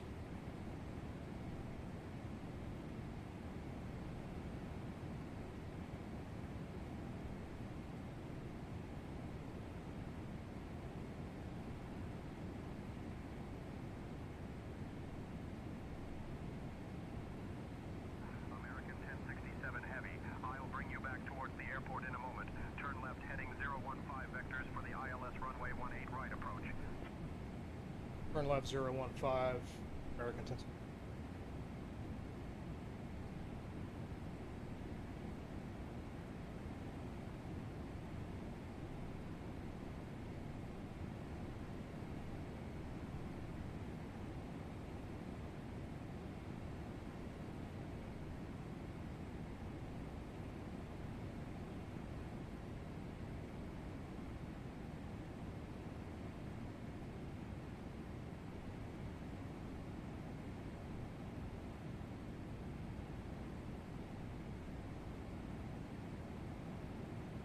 American 1067 Heavy, contact Lone Star approach on 119.875.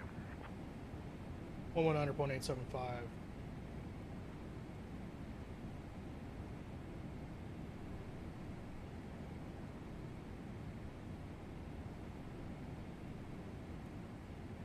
Lone Star approach, American 7 Heavy.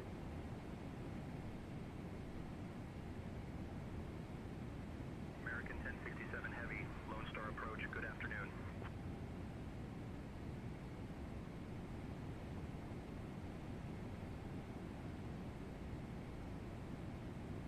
That really kind of limits it down, doesn't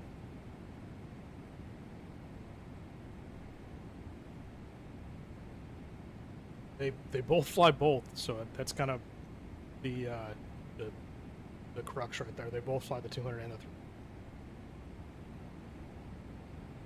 3. I can tell you the majority of my time is on the 200.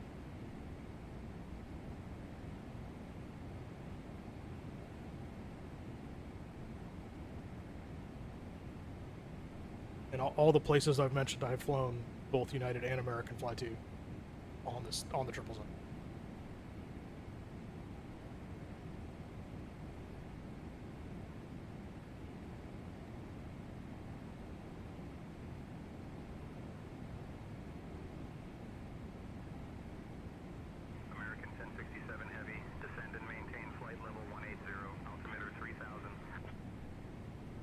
Gonna maintain flight level 180 American 7.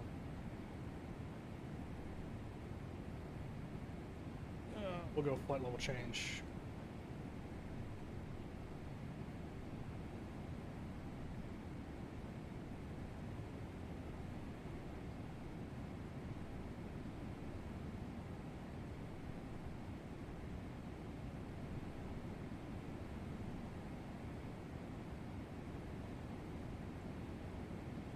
Transition 300.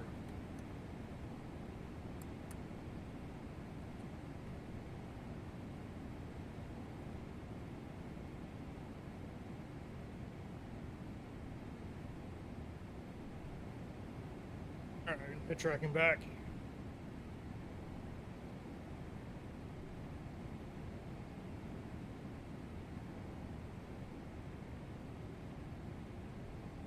American 1067 Heavy, descend and maintain 12,000 feet. Gonna maintain 12,000 feet.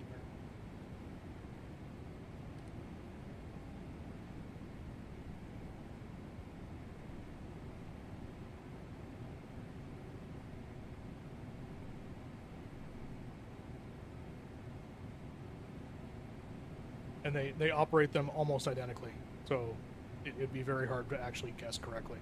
I mean, you got a 50% chance, but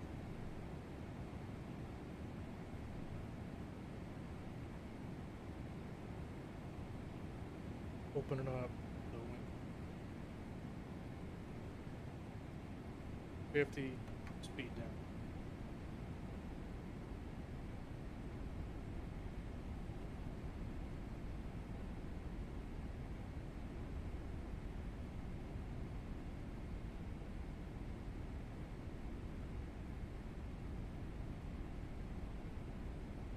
American 1067 Heavy, descend and maintain 11,000 feet.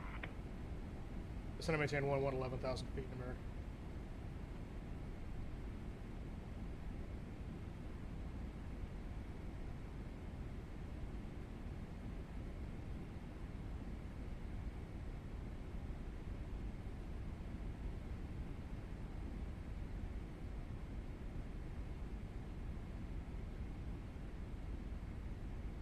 Yeah, Omni Air flies it also. Although I will say it's not Omni Air because I don't know that much about them.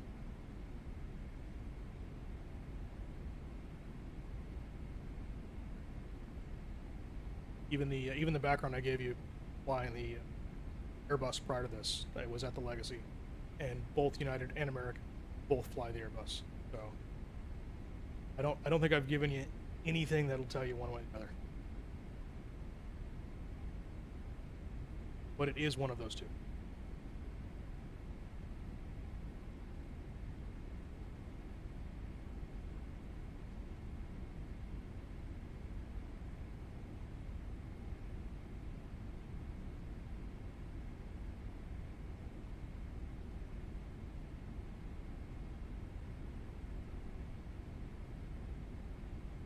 Oh, you know what? I forgot to give the overlay on it.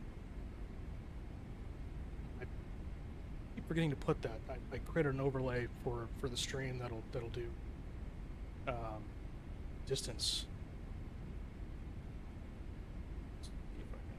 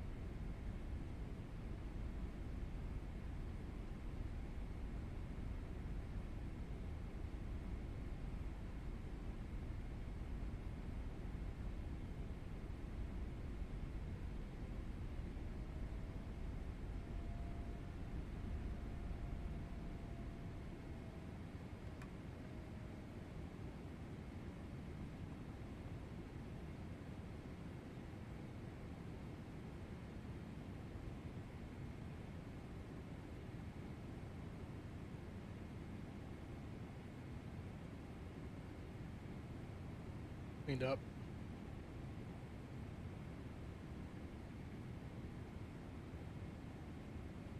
Ah, that's unfortunate. I can't get the overlay to work. American 1067 Heavy, turn left heading 345. Left heading 345, American.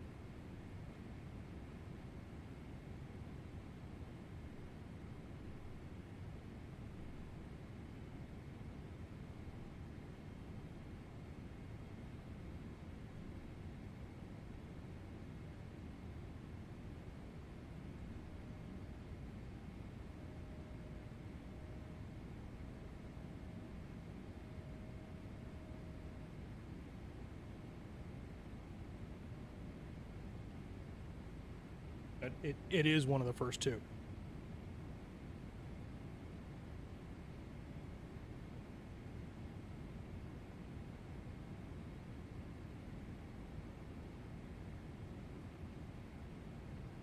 American 1067 Heavy, descend and maintain 4,000 feet, turn right heading 080. I maintain 4,000 right 080. American 1067.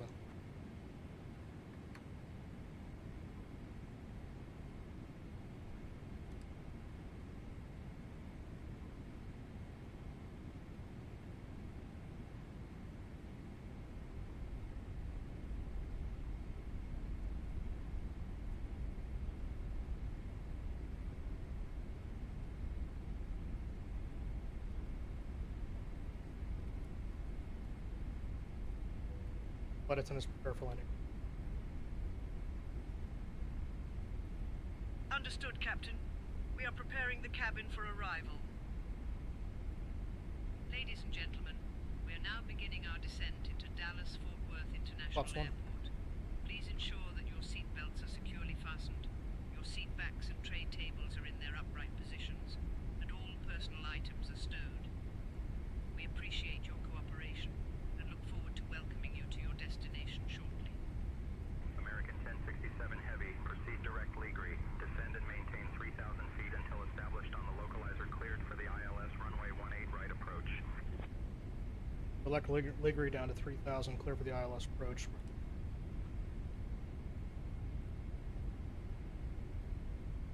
1,000, clear for the approach.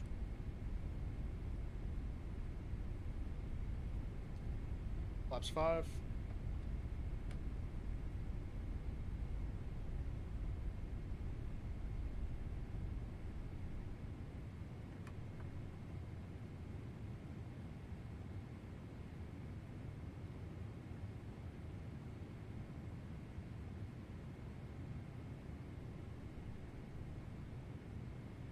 Not likely getting to wind shear right now. It's only a 5 knot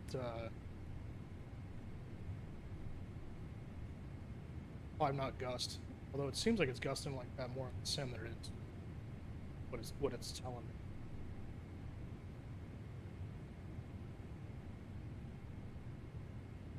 Flaps 15.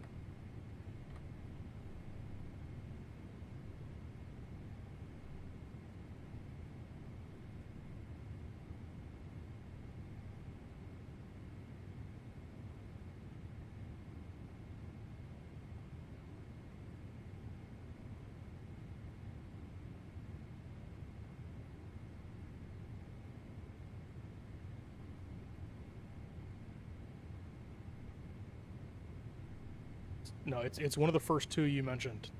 It's two big ones. One of the two big ones.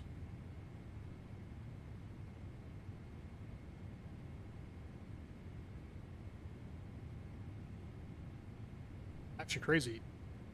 I've given away too much information because if you listen to everything I said, it'll tell you who it was. But it's tough. Oh, let's go ahead. This is great.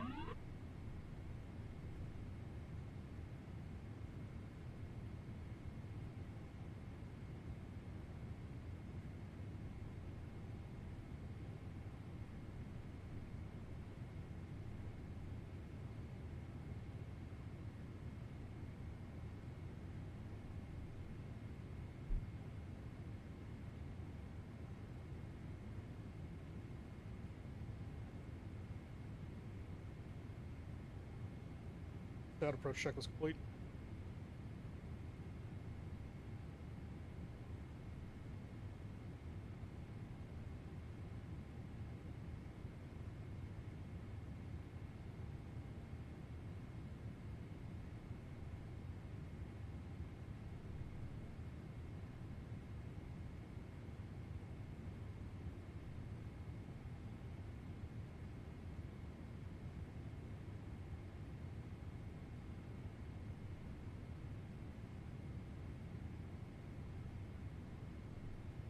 Yeah, it's United or American. 67 Heavy, contact Dallas Tower on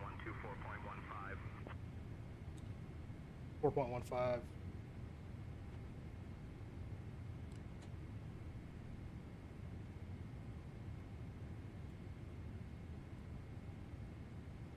$2,500.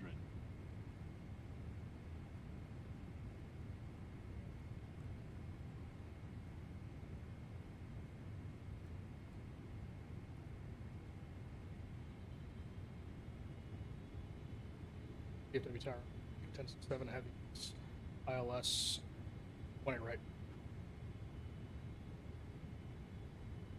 American 1067. Heavy, Dallas Tower. Roger.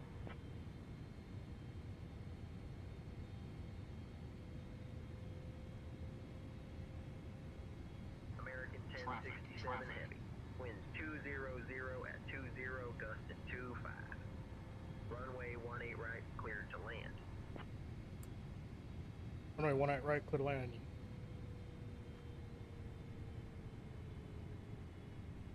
Flaps 15. Alright, flaps 20.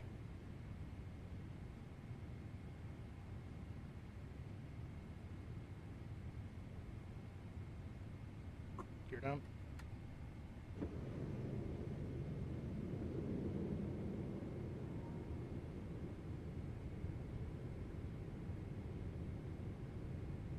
Flaps 25.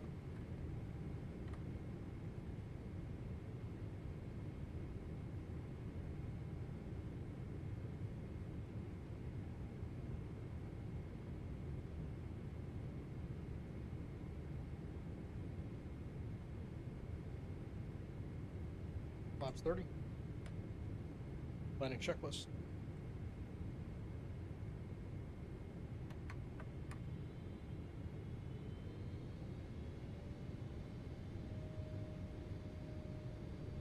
There's ref and 5. Flaps 30, landing checklist complete. Alright, let's see if I can not screw up the landing. Autopilot's coming off.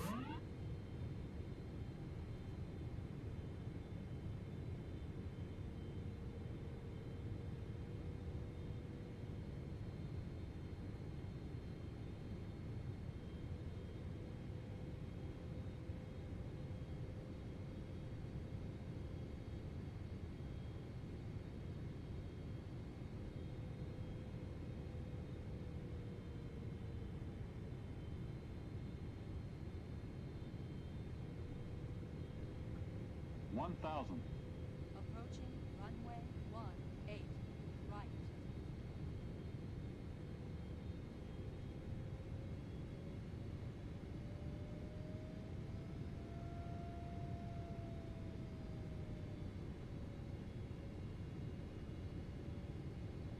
That's a good guess. United's a good guess.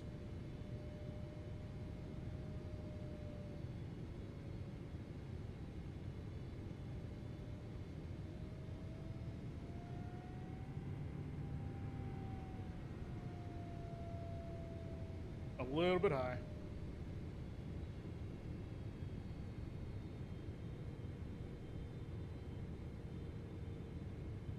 $500. 500 stable target sync 1.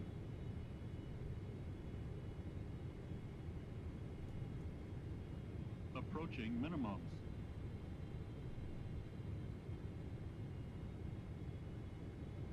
Minimums. Glide slope. 100. Glide slope. Oh, that's Glide pushing slope. hard. Glide slope. Glide slope. Glide slope. Glide slope. 30, 20, 10.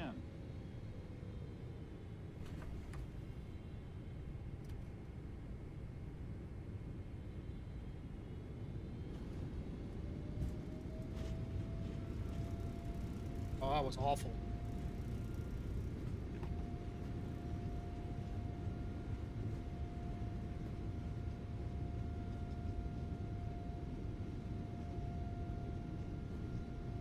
Auto brakes off. Go down to the next one.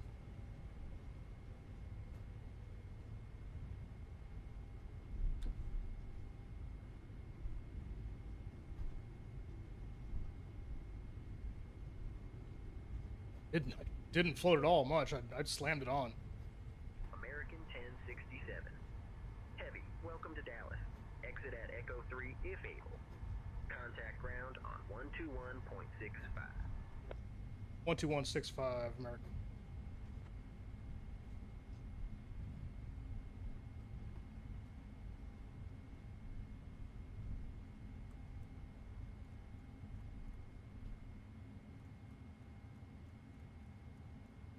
Ladies and gentlemen, we have now arrived at Dallas-Fort Worth International Airport.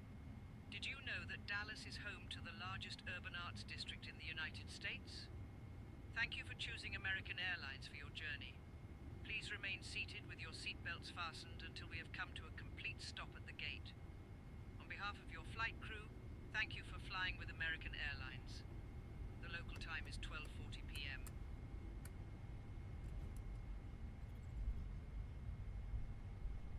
DFW ground 1067's short of parking Delta.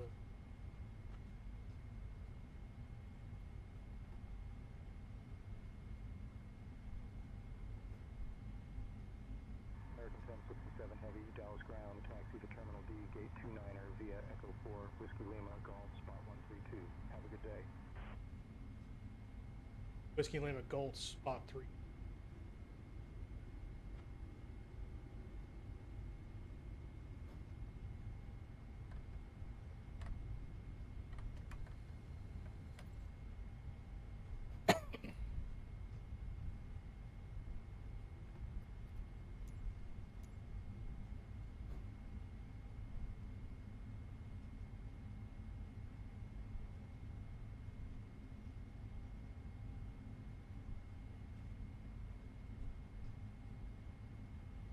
APU on.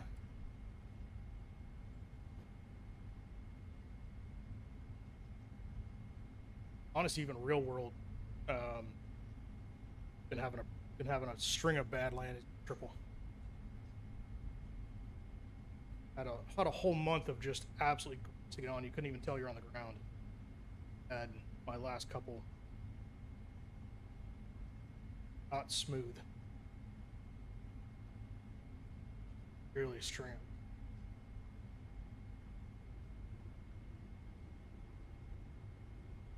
Auto brakes coming off to 131 spot,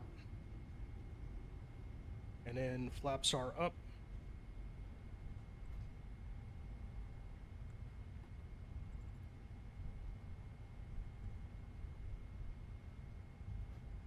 Get a shutdown checklist. Should be streaming again probably next Tuesday, barring anything.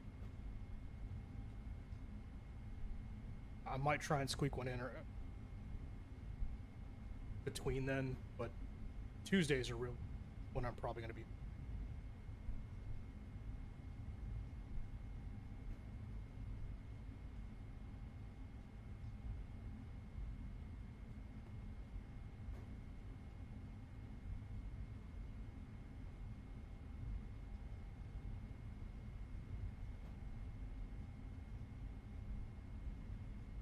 Going in 124, I'll go in 31 and a half.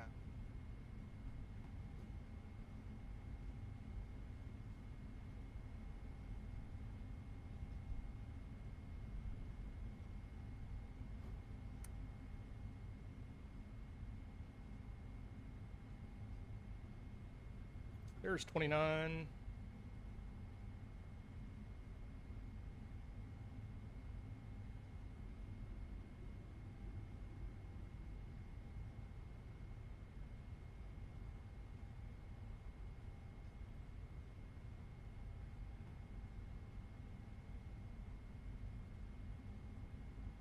Should have a marsh liner.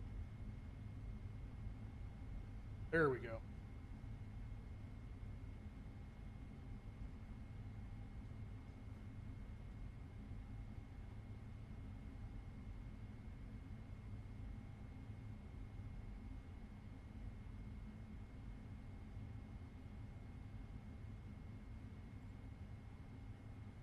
Outside, because yeah, I'm way past it. Air brake set. Got APUs running. Shut them both down. I think I need to reset the GSX. Boarding requested.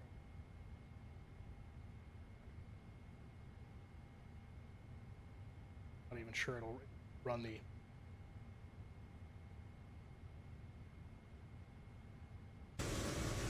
There we go.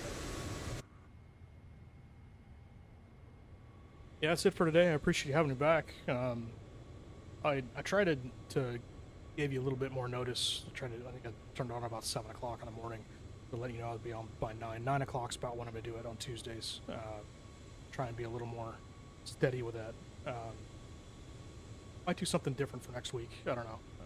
I might start a long haul, maybe from New York or something like that, going to Europe, and then kind of push into the international market for how we. All right, let's see. Those are off, so we can go turn that off, turn that off. Pumps will come off. Beacon will come off. Now these come off in this order, very specifically. Ground power's on. And we'll move up. Emergency lights are off. Come down into the securing checklist. And park brake is set. Securing checklist complete. Got check complete. Your checklist. We'll do battery come off. And we'll do some checks in. Plenty of oil. Hydraulics still look good. These will reset down here. Power supply. Gas. So once you get the second message down there that says hydraulic system left, center, and right, it'll take about 3 minutes for status messages to clear. Clears, you're good to go. You'll bring the your checklist. Packs do not come off the PMDG. Your check is complete. Well, I appreciate having you here on board today, and I look forward to seeing you on the next stream. Thank you very much.